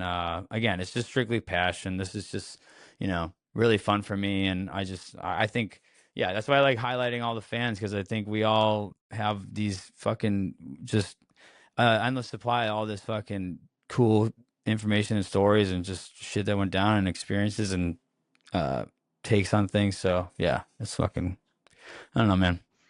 And thank you for giving me props on my ability to talk on camera and stuff. Yeah, I used to be like real bad about just cameras and stuff like that, you know? Yeah. Like there's only, like I said, I was with my ex for like almost 5 years, and there's like maybe 10 photos of us total in that whole time period. I like did not take pictures or record myself, like was definitely not a person who felt comfortable on camera in any capacity, you know? I mean, whenever I was getting clean, like before I started journaling, I started video journaling. I would just like go in the closet and turn on the camera and like video record talking to myself. Because if you know, like just to get a lot of the thoughts and hurt feelings and stuff at the time, of course, just like off my chest and out there and to Mm-hmm. some capacity. I didn't share it with the world, obviously. Um, it, nobody would want to see those recordings. But yeah, like it was just an outlet for me to get things off my chest. It's therapy, I dude. I I mean, it's recommend. Yeah, fucking, I mean, you're letting that out. Sometimes just saying shit is just all you need to fucking do. I mean, I go to therapy. I fucking do, and it's just nice sometimes to just say things that are fucking on your mind that you wouldn't even do. I mean, I don't know, but I mean, yeah, that's really I give you props just kind of having that like just to know to do that. I don't know. That's like a really insightful thing. But yeah, man, it's uh it's a trip. I mean, I'm really happy we fucking got to talk, dude. It's cool shit. yeah. I'm gonna pee real quick again. I'm Okay. sorry, like I said, Yeah, tiny no, bladder. bro, don't. I'm gonna go take a hit of a bowl real quick. So, Cool. Do you think? Be right back. real quick, dude. I mean, you still smoke weed, right? A little Yeah, bit. Okay, cool. yeah. I was thinking, I just said I was gonna go hit a ball, and then I'm like, I don't want to be like throwing shit in your Be face good. or whatever. I'm gonna like clarify about like my current like status with substances and stuff. Because yeah, I smoke like one hit every other day, and I do drink like every once in a while. Like I used to Yeah, never drink. Like I had like a total of like 15 beers up until like a year ago or something. But like now I drink like, whenever I go out, like a beer or two every once in a while, you know. So yeah. Well, so here's what I think that a lot of, which is, I'm glad we're talking about this, and shout out to Katie from the Degreased podcast. She's an illuminator. We met, and dude, what they're doing is great. It's a recovery podcast. They're all friends of or fans of the Kitchen Dwellers, but they're one of them sober from everything. A couple people are like, there's certain like, I think recovery is everyone's is different, and sometimes it's like when I thought about it in the past, it was so black and white. It's either you're not doing anything at all, or So I think for me, I have a couple things that I've struggled with, but like I can still do other things, and they're not so fucking nonchalant la di da. You know what I mean? They're fucking, those are yeah, like more sacred and more in a certain time and place, and it's not an abuse thing. It's an experience thing. So yeah, I just think that it's important to like, and it's like it's good to tell people like, hey, recovery isn't always just that. And like I think maybe, for instance, someone may just need to give up a couple things, and then they can continue on that path. But I think it's a little less intimidating. You know, hmm I think people are just so like, oh fuck, and it's there's many different avenues to, it's not a one-way street to fucking finding peace and cleaning up your fucking life. So I don't know. yeah, Yeah, 100%. I was like 100% clean and sober, nothing for many years, and I'm more of a fan of that approach. Well, it all, like you said, the recovery world is super black and white, and it's usually like that, like just out of ease of convenience type of thing, and it's a safety thing. It's much easier to just say like, no, nothing, not at all, 100% sober, especially to a person who is brand new in recovery and is, bad off. everybody's like their level of how bad off they are or how addicted they are to the substance plays a big role in how integrated it is into your like daily life. And for me, I was an opiate addict for many, many years. And like every single day, many different substances. I mean, it wasn't just opiates. Like, if we want to be technical with it, I've had a problem with many substances, but opiates definitely was the number one. And, obviously for me at this point, that's like a 100% no go, no matter what. Don't get close, guards up, all that type of stuff. I mean, I already know that, and I just from what I've heard and seen, I'm Yeah. really happy that you got out of that, dude. Well, you're smarter than me because I mean I knew the risks, but still took them. I'm the Did type you of have an person injury that who led you into like opiates, or was it just out of? No, Yeah. I just Okay. grew up in a like suburb where there wasn't really anything to do and, a pretty affluent area.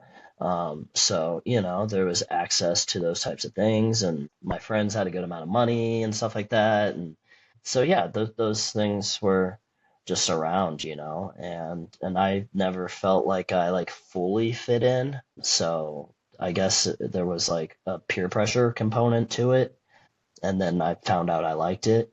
But those like I mean, I started like probably junior year of high school, messing around with that stuff, but it didn't really become a problem until I was in college. I mean, I remember being a freshman and like living in the dorms, and it was like a single room, and I shared it with one other dude named Oreo, greatest roommate I've ever had in my whole life. But he was like super sociable and charismatic, and he knew everybody on the floor, and he was walking around like, "Hey, what's going on? Hey, how are you?" And I was like the opposite of that at that time. I don't know. I guess I was just like overwhelmed from like leaving my hometown and leaving the nest and not knowing anybody or anything. So like that's like Yeah. whenever I first like started to take it as, an escape from my reality versus just like a party recreational type of thing. And then it definitely devolved, however you want to put it, from there. you know. Yeah, I mean, because Um, it's a disassociating like type of thing, right? I mean, yeah. that's kind of something you do and chill versus being out and about or whatever, which is more what I've struggled with. But because I'm a very extroverted person, so I don't know. I'm extroverted Yeah, in environments that I feel comfortable in, like which is like sure. the Yeah, music yeah, world, festival world, stuff like that. yeah, And like I yeah, said, I had problems with, those kinds of substances as well, all the uppers yeah, and stuff like that. yeah, yeah. And they played off of each other. Like I would do a bunch of uppers, and then I'd be at like my body would hurt from dancing all night and stuff, and I'd still be like awake. So I would want to like take Yeah. some opiates to like come down or whatever. And so that definitely just like exacerbated the problem even more so. Yeah. Yeah. Yeah, when you're just going back, balancing back and forth, Yeah. Definitely became yeah. a cycle and everything. And Hmm. and I was with my ex-girlfriend. We were like super attached at the hip, like codependent. It was bad. Like Hmm. we wouldn't even like go check the mailbox without each other. Like we were like always beside each other. And Wow. it's hard to get off substances a lot of times as a couple, because when one person's feeling weak, the other person's feeling strong. And when this person's feeling strong, this person's feeling weak. That just made it extra tough. So, Yeah, for sure, man. That even just throws an extra, element onto your recovery with not only giving stuff up, but then losing, you know, the person you were there with and all that shit. Yeah, it's tough, man. Again, thank you for sharing and everything. Um, of course. But yeah, I guess going through your shows. I mean, yeah, let's just like kind of go through the past, take a trip through your time, and kind of you said going through these shows and those moments that are sticking out for you. Yeah, so my next show was Red Rocks, and that was only my second Red Rock show ever. My first show was Pretty Lights, whatever year that was, 2015, I think it was. Um, but yeah, returning back to Red Rocks was super wonderful. That's one of the events I felt like I had to be there, you know. The vibes Yeah. are going to be off the charts no matter what, with it being in Colorado and just It it always being hits Red at Red Rocks and Rocks. everything. Yeah, yeah, you know, it was a Always very hits at Red Rocks. full circle serendipitous Mm-hmm. moment for me, you know. Yeah. And like we were talking about earlier, I did Red Rock solo as well. I didn't have any friends or crew that wanted to go, and I just decided to. I had to be there, so you know, I full sent that shit, and I had a wonderful time. I just got like a hotel nearby, and I showed up early both days, and went from like the front to the very back of the line, like passing out stickers, meeting as many people as I could, and just had a wonderful time kicking it with everybody and meeting everybody, and everybody was super gracious about the stickers.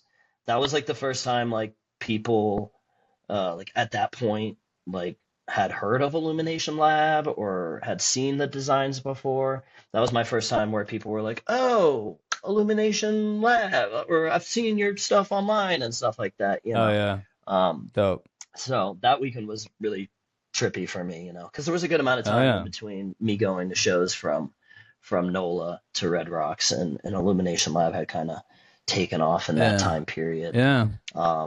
So Like you I was know, saying, I didn't necessarily know exactly when, but I knew because I was getting them. And yeah, then yeah, and then yeah, I fucking that is kind of cool because again, another similarity, but that's where my journey was almost starting with this shit. Um, but going so for me, I at this point, and I said this on this one podcast I did. Yeah, and I got emotional on that. I kind of cringe now that I put that out there, but it's out there. Uh, but yeah, after New Year's, I just had a lot of emotions, and like I knew I was knowing it, and that's kind of when I announced I'm having a kid and shit. But like, for me, at that point, I was just talking about doing this at Red Rocks, and I only went to night two, but this was just an idea, and then the phases of the shows that I attended, it was like Tahoe. I actually met you at Tahoe, and then I talked to you about. I think I even sent you my logo.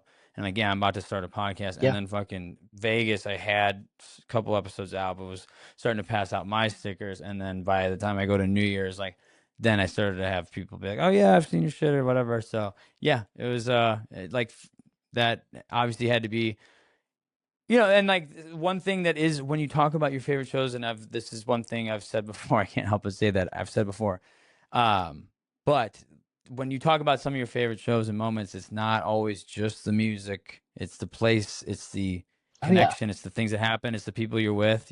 So that's got to be huge for you going to Red Rocks. Yeah, man. That's dope. yeah. And one project that I've done with Illumination Lab in conjunction with the Yellowbirds. Shout out to y'all.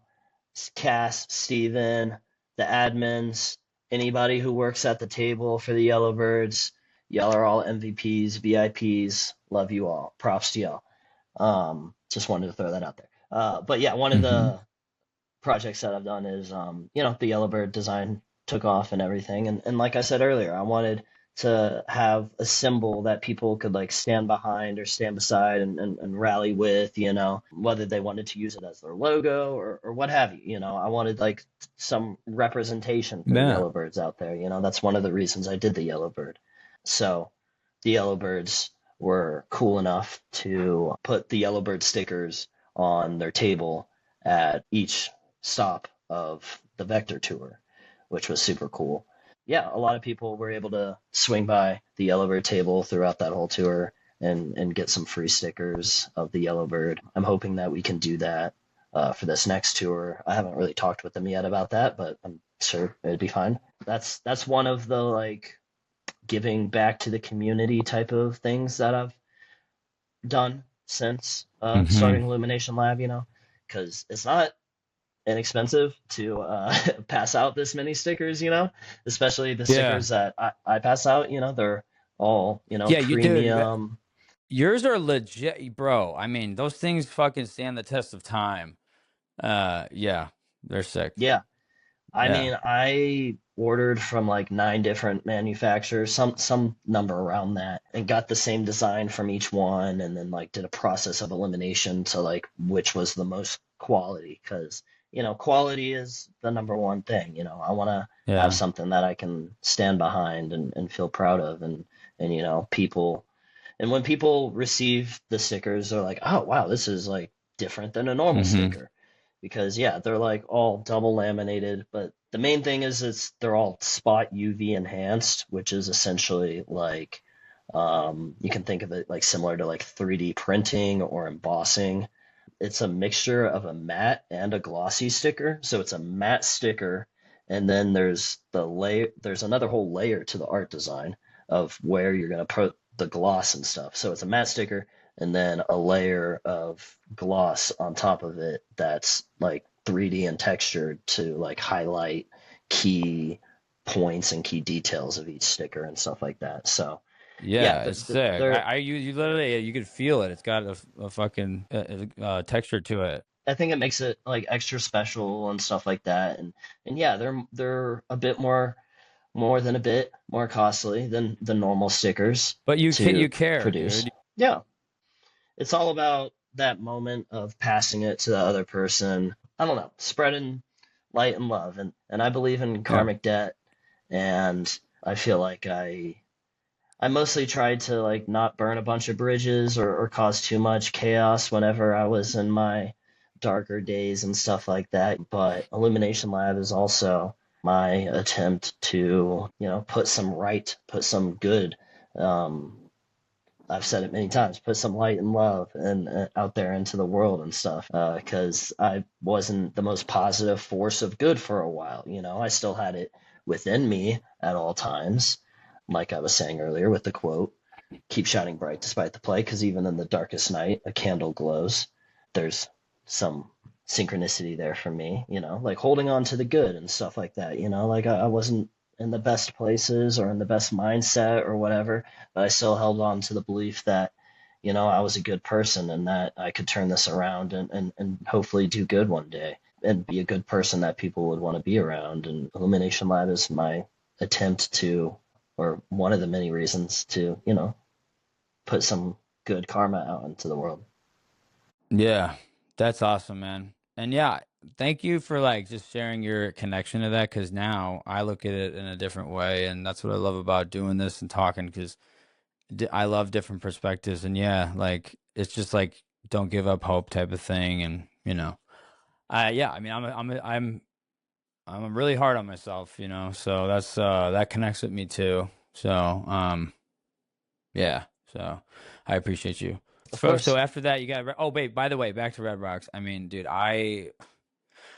yeah, I really, night one was, I don't know, I really fucking thought there was some sick shit that night. I mean, don't get me wrong, night two Yeah. was awesome as well. Probably would have said the same thing if I wasn't at, because I was live streaming in fucking Colorado. Like it was a bachelor party. We didn't get tickets for the whole thing. And it was like a lot of people who were going Mm. weren't fans as much or whatever. So, but yeah, I just think, the fill your eyes, or Salamento, fill your eyes, and fucking, um, still rocking, and just, yeah, I mean, it just, that was epic, epic. Don Lolly And when coming out they, too. yeah, Tipper coming out, Yeah, them yeah, coming out in night two, all wearing red for set one. That was cool. We were all just like, why are they all yeah. wearing red? What's about to Fuck. happen? And they played Yellowbird at Red Rocks. For some reason, I don't have the greatest memory of them playing Yellowbird at Mission, but at Red Rocks, like I honed in for that and was like, I'm gonna burn this into my eyeballs, and definitely threw the shades on for that one. But yeah, okay, again, dude, you're blowing my mind, because yeah, like the first time you've had that whole connection, you hear it, and you're at Mission. Would you ever have thought back then, when you had troubles with it, that you would hear it in that fashion, that that song would mean so much more to you? No, it means so much more now, but it means something so much different as well, Yeah. and that even more so.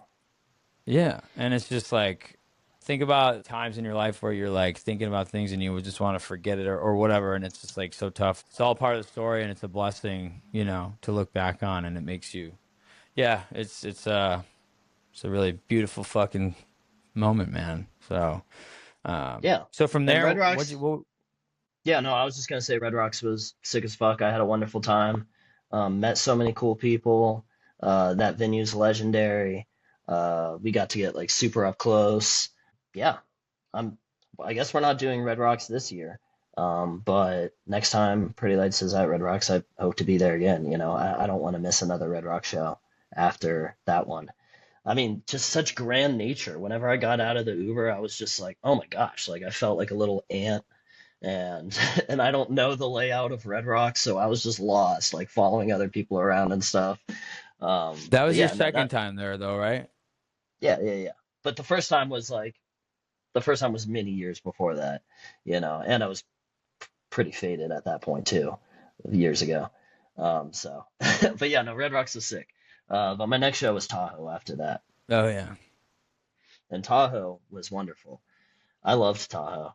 Tahoe Yeah. was super special. There were so many um, special songs that got played that weekend. Like I quickly looked Hmm. at the set list before we started chatting just to refresh myself, and we got a super awesome cabin Airbnb. Me and the Austin Pretty Lights family crew, the same crew that I had met in New Orleans. We all got back together for Tahoe and did that Nice. together. That's where I met Sarah, who I think you met in Chicago. She was there with me. Yeah. But Yeah. and she's like my best friend, dance partner, person that I go to a bunch of Pretty Light shows with and stuff. She gave me So one of her shout out. letters. Oh yeah, She gave me you one of got one her of her her letters. letters. Yeah, yeah, Nice. yeah. Yeah, that was a fun project for Chicago. Real speaking of too, I in Tahoe I met this kid Cody, and he was on my podcast. He's the first like person I had that I met like after starting it or whatever. But he's a Texas guy. He lives in Austin. You guys have connected. He makes like the Secret Agent Orange on Instagram. He's got another Oh, page now, but he makes those fucking cards and shit like that. yeah, Like yeah, the yeah. swirl certified swirl cards and shit. Yeah, so it's funny though. I met him just at a bar randomly, and then we ended up meeting up, and then he ends up coming on. Now we like fucking talk. But you're now the fourth. You'll be my 16th episode.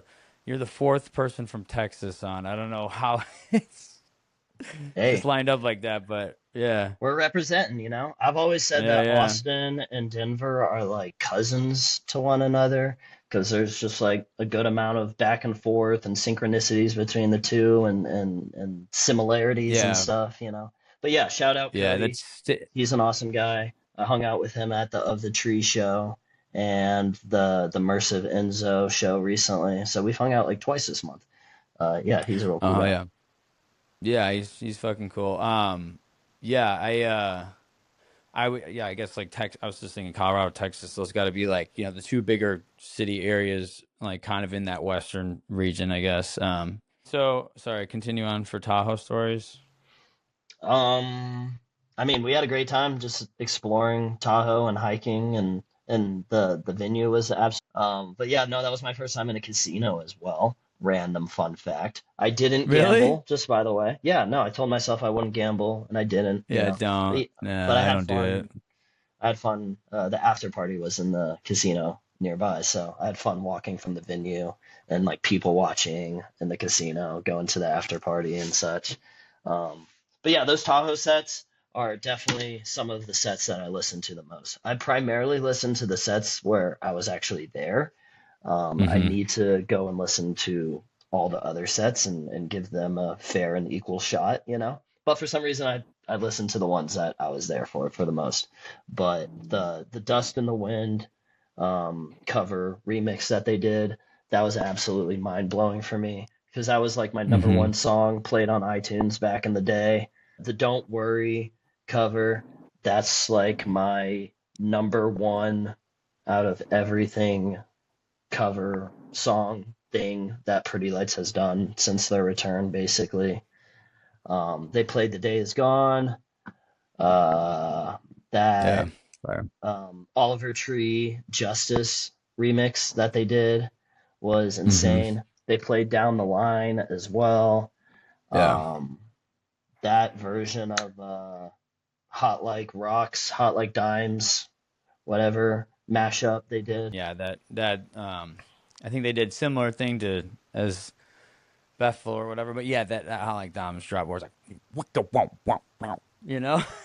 Yeah, yeah, no, it Yeah, gets yeah, down and yeah. dirty. That's one of my most Oh, played it's so things. dope.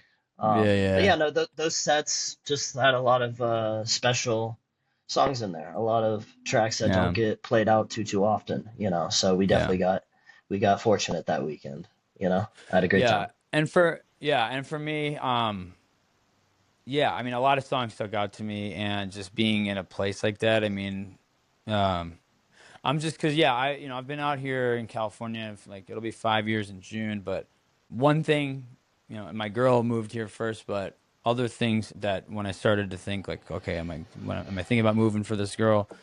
I started to think about like all the things that California has in it, and like I've knocked a lot off my list, and Tahoe was on my list for a while, and I'm just really happy that I was able to have Pretty Lights bring me there, and it was fucking gorgeous, dude. And I mean, like something for everybody too. My lady's not always trying to do adventure stuff, and it was nice to have a lot of things at your grasp. So we did so much cool shit. It was so fucking sick, dude. I love when they go to scenic, beautiful places. Yeah, they're Yeah, killing it that's with like great. the tour locations and just like how the tour's set Oh up now versus back in the day. yeah. Respect to the people who followed Pretty Lights back before the hiatus. Based off the tour schedule, it seemed like a lot harder to Oh follow Pretty Lights yeah. around, you know. Now it's more so formulated for Yeah. the age bracket that the majority of us are in. And yeah, we get to visit beautiful cities, beautiful scenic spots, you know, and take a few days to explore those areas as well, you know, like they're doing it proper. Yeah, for sure. I mean, it's quality over quantity, and it's nice that people have time to recuperate, live their lives, and then we have this. Basically, last year was a couple early summer stops, but it's essentially end of summer to December section. So it's Hmm. almost like a sports season ish thing where we have an off season and things like that, which is nice. I mean, it really is easier to manage, and yeah, I mean, fucking. I was just gonna say before. It seems like they are, and I like this. They haven't played one venue like 2 years back to back. So if they're not doing Red Rocks, that puts it in line to be played the following year. Um, Yeah, they go back to Chicago. They don't do the Salt Shed. They fucking whatever. So it's I dope. think they should keep on with that trend. Yeah, might as well. Yeah, There's I so like many it. awesome Yeah, venues and keep it. places to travel to, Yeah, you know, so keep it fresh.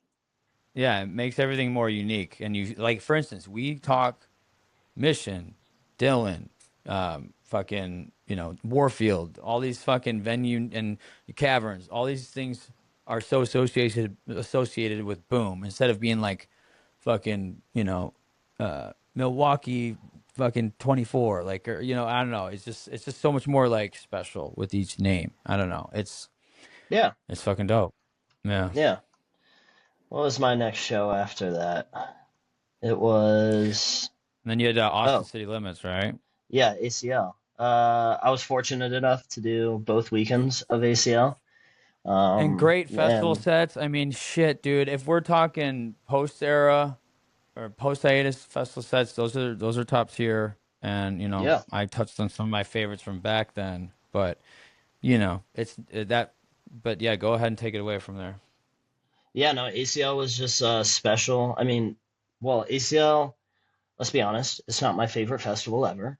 That was my first time doing it, but you know, that type Yeah, of festival and stuff, you know, like it's like there's a lot so of many lot of people and everything. mainstream, a Yeah, lot of yeah, a lot of mainstream stuff. I it's mean, it's been around it's not the forever. it's fun. It's cool. Like if you Yeah, go, I'm sure you'll have a good time. And there's some cool acts. Like we got to see Jungle and some other cool acts. But you know, as far as festivals go, it's not Electric Forest or a more jam band centered, electronic centered fest. You know, it's more of a yeah, mainstream festival and everything.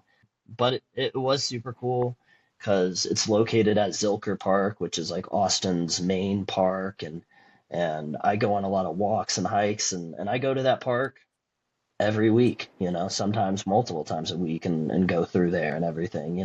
So in preparation for ACL, I would like visit the park and be like 65 days till Pretty Lights plays here, and like share it on my story. Oh And yeah, I remember you. I remember you doing that. Yeah, yeah. yeah.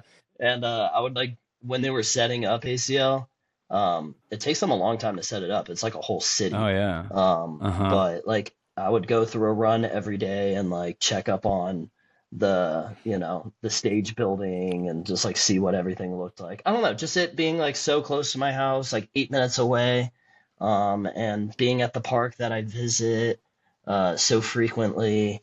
Yeah, that's And I mean, fuck, that's in your backyard, yeah, bro. Fuck. yeah. Yeah, And that's all the sick. Austin crew was able to squat up for it.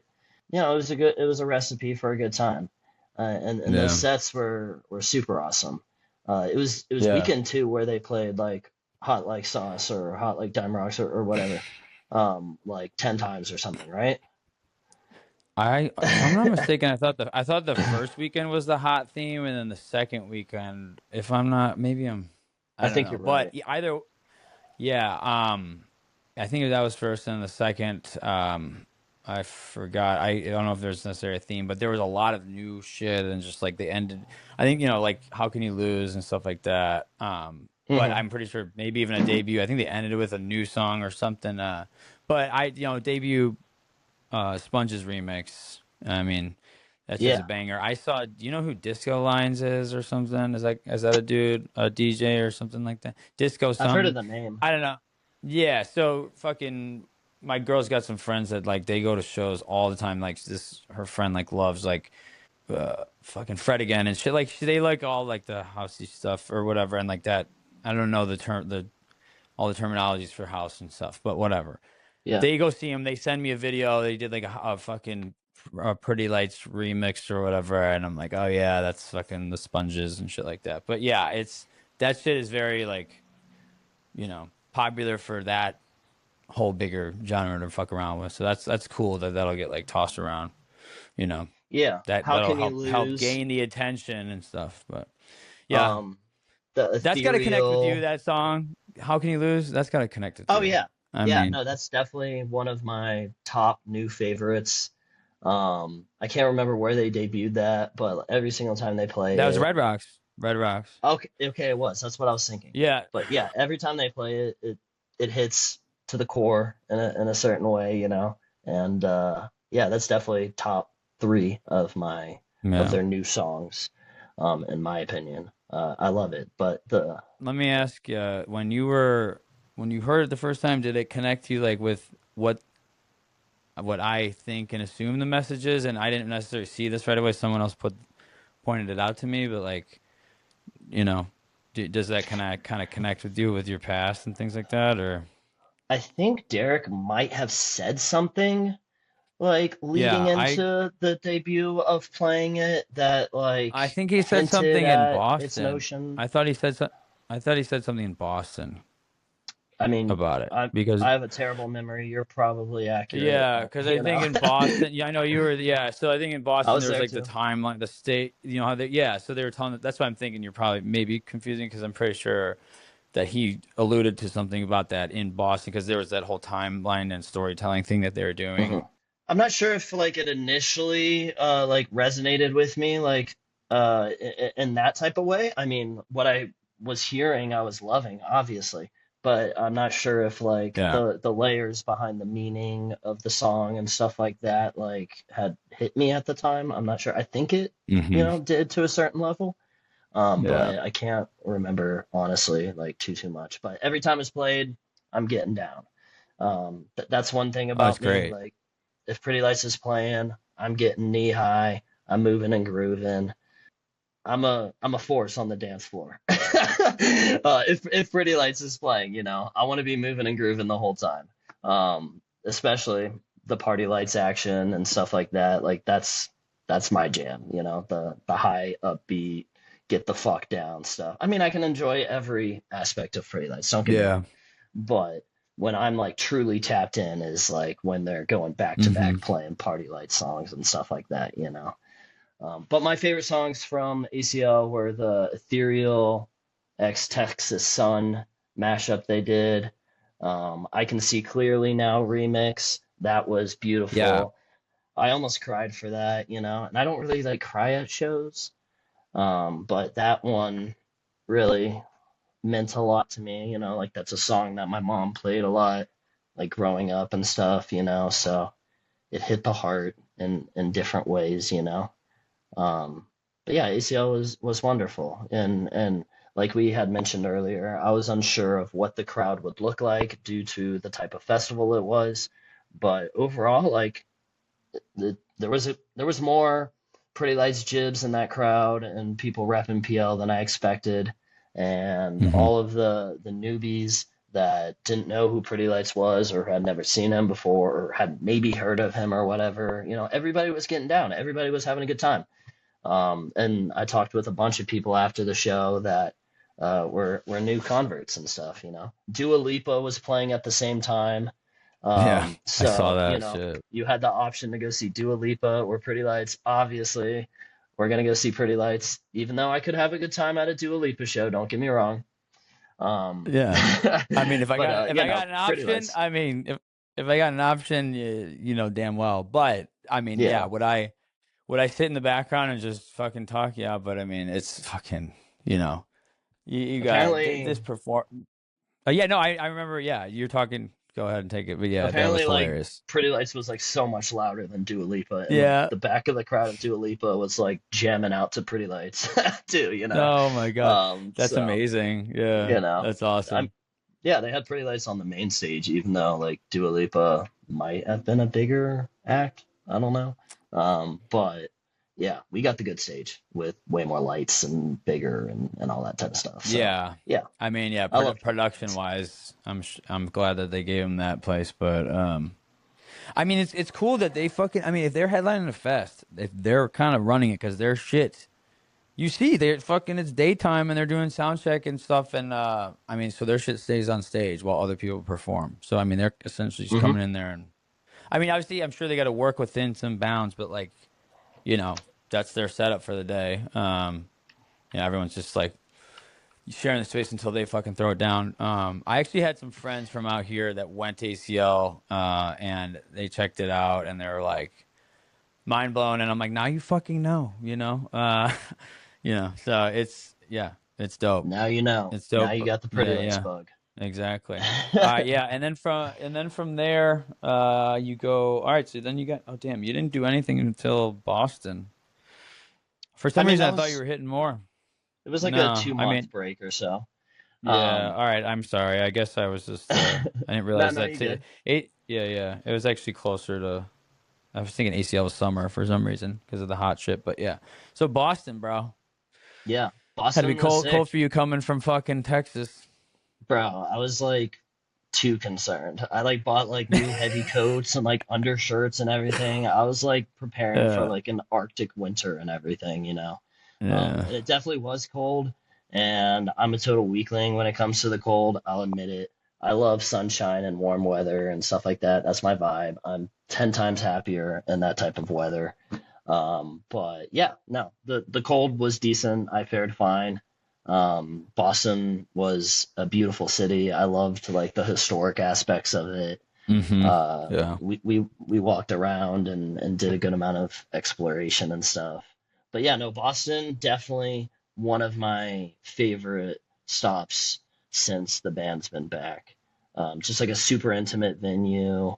The venue itself was cool. Yeah, just the vibes were super high. The connectivity of everybody in the crowd. You know, there was a bunch of people passing out stickers. That's when I was passing out that Derek sticker. That was super poppin'. And like I had mentioned earlier, I had been sitting on that design for a while, so I was finally happy to put that out there to the world. And everybody was super receptive about it. So that was, you know, personally fulfilling. But yeah, no, Boston was like a 10 out of 10 experience, like all around, from everything that happened inside the venue to what happened on stage to, you know, everything that happened in the weekend as far as exploring the city and stuff. Like, I just had a Mm-hmm. wonderful time. Like, that's a city and area of the United States I haven't really traveled to too much in the past. So it's a completely different kind of city than what I'm used to. So I don't know. Everything felt new and fun. I loved it, you know? Yeah, well, I mean, back to I don't know if I mentioned before, but yeah, I bought tickets to Boston, and because like you, I've barely been in the Northeast at all. I mean, yeah, so I was really wanting to go, I couldn't swing it, so I ended up giving you my ticket, but yeah, I mean, it definitely fucking, I definitely want to hit up some East Coast PL shows or just the East Coast in general at some point. Yeah, that's fucking sick. I'm glad you had a good time. The historical aspect's a big thing for me too. I mean, a lot of cool Yeah. shit. Yeah. I'm a history person. History and English are like my subjects. I'm not a math science type of guy. But yeah, Yeah. we stumbled upon like a JFK impersonation contest. Um, and it was like an impersonation lookalike contest. That was super Yeah. random. Um, we went to a bunch of like cool Irish pubs and just checked them out because a lot of them have been around for like hundreds of years, and it was along the historic route that we were walking, and yeah, no, it was a great time, and the sets were super hot fire, Smooth Operator, Yeah. Dream On, the I Feel Love by Donna Summers remix. That was Bro. big for me because I love Donna Summers and disco and that type of music big time. So I was going 10 out of 10 hard for that. You Bro, know? the trip through Boston or tripping through Boston or whatever you want to call it, fucking that dude. I mean, that shit hit for me heavy. That dum bum bum bum bum bum bum bum. That fucking You, slow and living such a trip through time. Yeah, it's oh, just a kind trip of through fucking. time. Oh, yeah. Yeah, but they did that shipping up to Boston like melody slowed down thing. It was fucking killer. Hmm. Yeah, that was That's one of dope. my But that's one of my favorite of the newer tracks as well. A trip, yeah, Time to Build a Home trip. or A Trip Through Time. Those Yeah, two. yeah, I love them both. Yeah, I mean that was fucking. That's one again. Back another thing. I love going to a PL show and getting all the stuff experiences in. But I think that'll take us to New Year's then. Yeah. Which let me just say real quick what I love about back to what I was saying, I love about like PL, like doing shit around the city and all that stuff. I like to every time I go to a show make a fucking edit and a reel, and I take footage from the show, and I like footage from the city and just everything that encapsulates the weekend. So you get the vibe of the Yeah. city, the vibe of the show, all that stuff. And what I want to start to do is because I can't fucking go to shows, at least, or whatever, or just to get fans more involved. What you did, you provided some sick fucking shots that really fucking made that video pop off, dude, because I was going back and forth. Like, at that time, I was in the 200s, and you were up front, and it was the fucking finally moving. World is a Cinema fucking closing. It was going back and forth between Etta James and fucking, Jesus Christ, Phil Collins, and dude, it was just like doom doom, and it was sick. I mean, so I actually like thank you for doing that. That was fucking awesome, and my friend Mia supplied some too. But yeah, I really like would like to get more of that stuff and like motivate people Yeah. to like if you get some sick fucking shots of the city, or you're like you're getting like, let's say you're in the Northeast and you're getting like lobster roll, or like I don't know, anything that represents that fucking shit, and I like putting it together. It's fun as fuck for me. So yeah, I mean, again, thank you for that. So that'll lead us to Chicago, so go for it, Yeah, bro. no.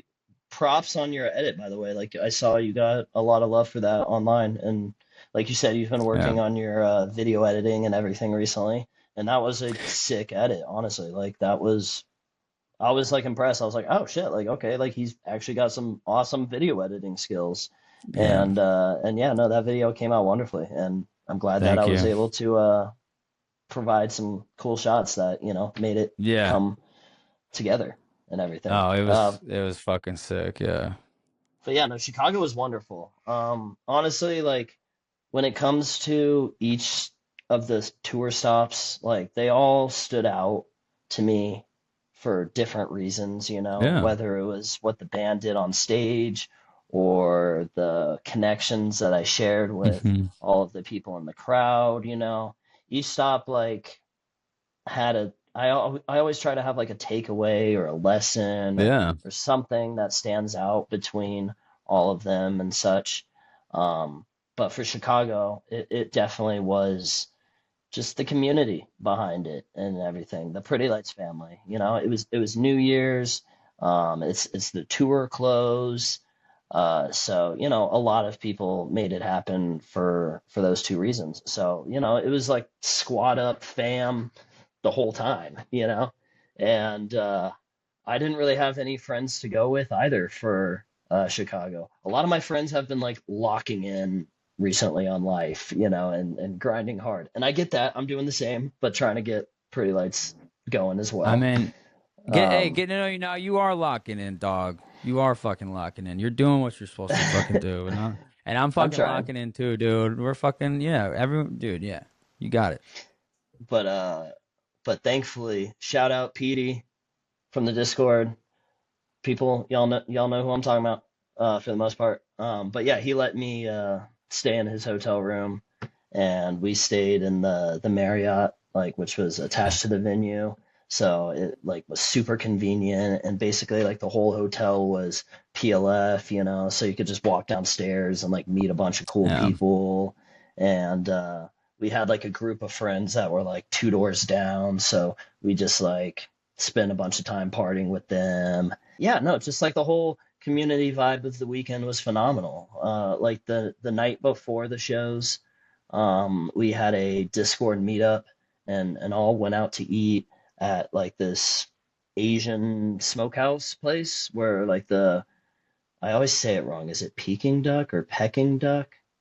I don't know. That was their specialty, and and it was phenomenal. Shout out Irene. She's the one who found the restaurant and kind of organized it and got everybody together. But yeah, like it was just like 26 people from the Discord. I'd only met Ashley, who was a guest on here a few people back, I believe. Is this the infamous Taco Bell PD Dong guy or whatever? Like the Dong that everyone. Um, Probably. I, I don't I know. think so. Fucking multiple people have said something about the I know the truth Taco Bell thing, and it's because of this guy. Okay. I don't know. If I'm Probably, honestly. whatever. I mean, so There's like some connection in my mind where that makes sense. Like I think I've heard that like yeah, once before, so I think you're right. gotcha. But yeah, he allowed me Yeah, to stay in his hotel room, and that worked out phenomenally. And yeah, just that whole weekend was like super community and fam and stuff like that. And I ended up just, yeah, that dinner we went to, 26 people from the Discord showed up, and we all ate so much, and got to know one another. And then the pop-up was the following day, and that was a super great time.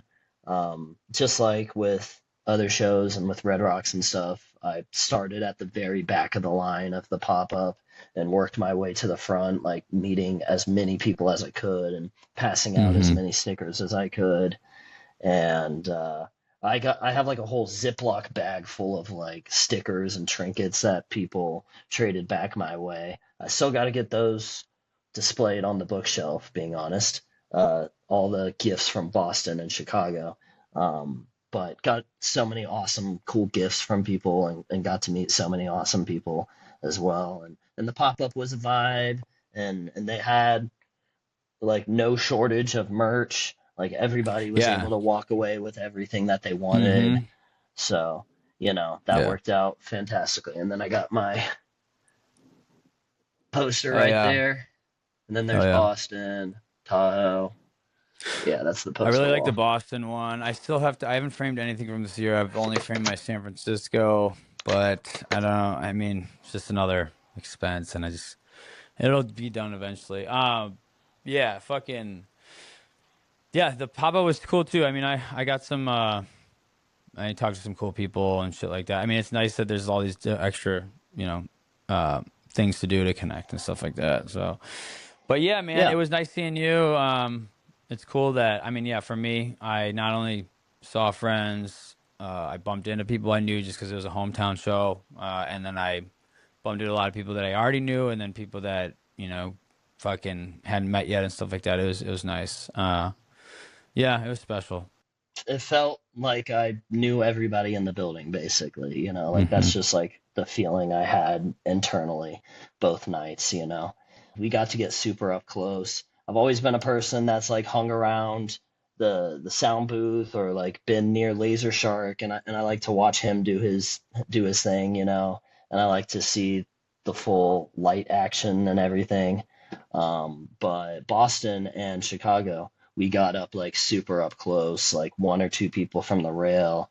And yeah, it's a completely different experience up there. And Yeah. I think I'm gonna like start doing more shows like up close, like towards the Yeah. rail, just because I'm a person that's like loves to move and groove and shit, and Yeah. that's where a lot of people are getting down more so, you know. I couldn't be more with you. I'm fucking like I've seen so many fucking shows from the back or whatever, and at Tahoe I was really close, and all my group wanted to leave. Like we stayed most of the first night. The second night after the second set, they dipped. I'm like, yo, I'm getting the fuck back in there. And since then, I've been with people that don't want to go up close. So like that's another thing about why I would like to just go to some shows alone, so I could go where the fuck I want to go. Yeah. And I've hardly experienced it up there. It's a vibe, and yeah, I like to dance. And weirdly enough, I think sometimes there's a lot of room up there, or just like in general, there's been space and it's been nice. But yeah, I mean, it's I don't know, it's definitely fucking awesome. And I mean, I think the light show is still really nice up there. Like the sound is different, and it's just it's like you feel it. I don't know, but As long as I've got yeah, room to like move and groove, I'm happy. But yeah, no, it is a completely different experience. Like in the back, you're more tuned in with what's happening with like the lights and visuals and all that type of stuff. But I feel like, at least for me, whenever I'm like up close, I'm more in tune with what the band is actually doing, because I can see Borum and I can see his hand press a key and then I can hear that sound. yeah. So there's like Well, another and if whole you can't level of even connection. yeah. Yeah, I mean you can't talk up there. So it eliminates those conversations. Yeah, I'm cool with that. It's yeah, and I mean yeah, I don't know. I still think I mean I was still like getting into the visual part of it too, but like it's just like you're kind of I don't know. It was something else, man. Really was fucking feeling that shit. But yeah, all right, man. Well, I mean, anything else from there or I think that I about does think it, we've but said a lot. I yeah, mean, no, dude, this was we've been great. chatting This for a was great. while. I can talk about pretty lights all day, every day. I've already shouted out a bunch of people so far in this. I want to give props to where props is due, Yeah, but yeah. I want to give a shout out to Cass and Steven, admins of the Yellowbirds, and anybody who has worked the Yellowbirds table throughout the whole tour. I always try to swing by and meet everybody, make sure they're stocked up with the Yellowbird stickers and stuff like that. So shout out to the people who are involved with the community building aspects behind Pretty Lights. The Yellowbirds have definitely made an impact in the community within the past tour and everything. Not just a shout out to them, but shout out to all of the Yellowbirds, all of the Pretty Lights people who are in recovery, whatever your recovery may look like. Mm-hmm. Yeah. Shout out to y'all. Shout out to my Austin Pretty Lights family crew. Y'all are the best. I love y'all. Shout out to Sarah. We did Boston, Chicago, Tahoe, ACL together. She's like my best friend. Shout out to my brother, who is also a Pretty Lights fan. He hasn't been to a Pretty Lights show in a while, but shout out to him because he's probably the person who like first showed me Pretty Lights. Yeah, I don't know. Shout out to all the creators, artists, community builders, everybody that has fun projects going along. There's been so many cool projects that have passed or that have popped up in the past year, and I Yeah. try to do my best to support all of those other projects and stuff. And I've talked with a lot of those people and helped make some of those projects happen behind the scenes and stuff like that, or giving them feedback or whatever. So props to anybody that's creating and community building and and just involved and doing the deal. And if anybody else is like thinking about creating something or wants to get more involved, then I definitely encourage that, because like I was saying earlier, you never know where it may lead you. Absolutely, dude. Yeah, given that, I just want. Oh, thanks, Shout out bro. you. Yeah, Props on the podcast yeah, and everything. You're killing the game. It was awesome to see you in Tahoe and meet you there. And it was nice to bump into you in Chicago. I wish that we were able to hang out a little bit more that weekend, but that weekend was yeah, a bit crazy and yeah, everything. But we'll definitely cross paths at some for more shows in sure. the future and stuff, no doubt. I mean, fuck. There's so much shit going on. It's fucking great. So I'm just happy to be like, I feel like I have my piece that I'm adding, like doing or whatever. And, I got a ton of video concepts I'm working on, are just footage of other things with Pretty Lights music over it, the footage going with the theme of the song. Hmm. So yeah, I got some shit and fucking cooking. So but yeah. Yeah, All right, well, dude, same. I just yeah. No, I'm excited to see what you got. Hey, dude, I would love to collab in some way if we could. Yeah. But we can talk later. But all right, Yeah, well, yeah, no, I'm totally into that. I'm into the idea of collaborations with others and stuff like that. With you, I'm saying that I'm in. Usually I'm pretty like picky with that type of stuff, and I haven't done any collaborations yet just because I've had enough projects to handle on my own as is. Definitely right now we're in off season, so I've been trying to grind and prepare for the upcoming tour. I'm trying to, like I was saying earlier, this is a vehicle to evolve my skills. So I'm wanting yeah. to do some new things that I haven't touched yet with the upcoming tour. Obviously, there's going to be more stickers. That's like the main thing I'm known for at this point. But I want to get more into accessories and apparel and stuff like that. Yeah. And I just want to keep learning and keep making some cool stuff that people hopefully also find cool. And yeah, no, it's been a wonderful journey so far, and I didn't think that things would land here or whatever. I didn't see things playing out like it has. But things have played out so much more wonderfully than I could have anticipated. And I'm so grateful that Pretty Lights exists, and especially grateful that the recovery and Pretty Lights worlds have come together in their own way, because those are like the two big passions of my life, essentially. And just the fact that they've come together is like so serendipitous, and the timing of it all. I just couldn't Yeah. be more grateful and more excited to see what will come in the future. And it's been great so far. Yeah, man. That's awesome. I really appreciate you, dude. It's been really cool getting to know you on this level. Yeah, man, you're an incredible guest. I'd love to do it again, man. So this will conclude this episode of Trip Through Time. And as time goes by, memories never die. And we're fucking locking memories in the vault here. So we just got this shit and just depositing. And yeah, man, thank you for providing and running us through your Trip Through Time. It was fucking Of course. incredible. So yeah, man. Oh, real quick, where can people find you? Just to put it out there, all that stuff. Primarily Instagram. Illumination Lab Art is the handle to check out. Yeah, I mostly just interact through Instagram. I have a Yeah. Facebook page as well. I'll probably start a Facebook Yeah. group soon, because that's more of a better way to stay connected with the crew and the fam and stuff. Instagram is the main place to find my stuff, and illuminationlabart.com as well. Mm-hmm. Yeah, and he is So on the Shop app. If you guys know Shop, you Etsy as can, well. if you want to, you could always split up payments on Shop, which is nice. That's just a nice feature. Pretty Lights is on there.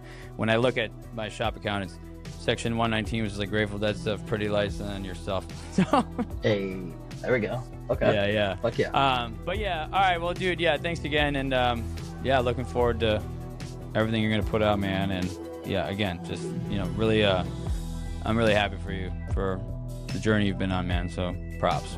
Thank you. Much love, man. Oh yeah. Appreciate All it. right. Peace, guys. And we're done. All right. All right, yeah, dude, that was awesome. Dude, that was great. That was good shit, bro. Yeah. Did I fucking talk real too quick. much? We've No, talked for no, a long you're time. solid. No, you're great. Yeah, you're great. Nobody can stop your progress, cause unknown forces move some opposites. That's bad, that's bad, that's bad, that's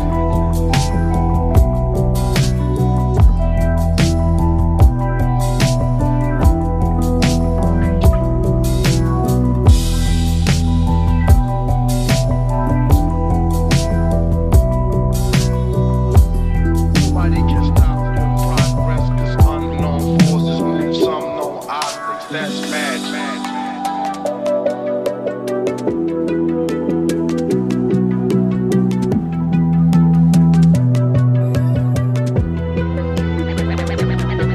That's bad, bad, bad, bad.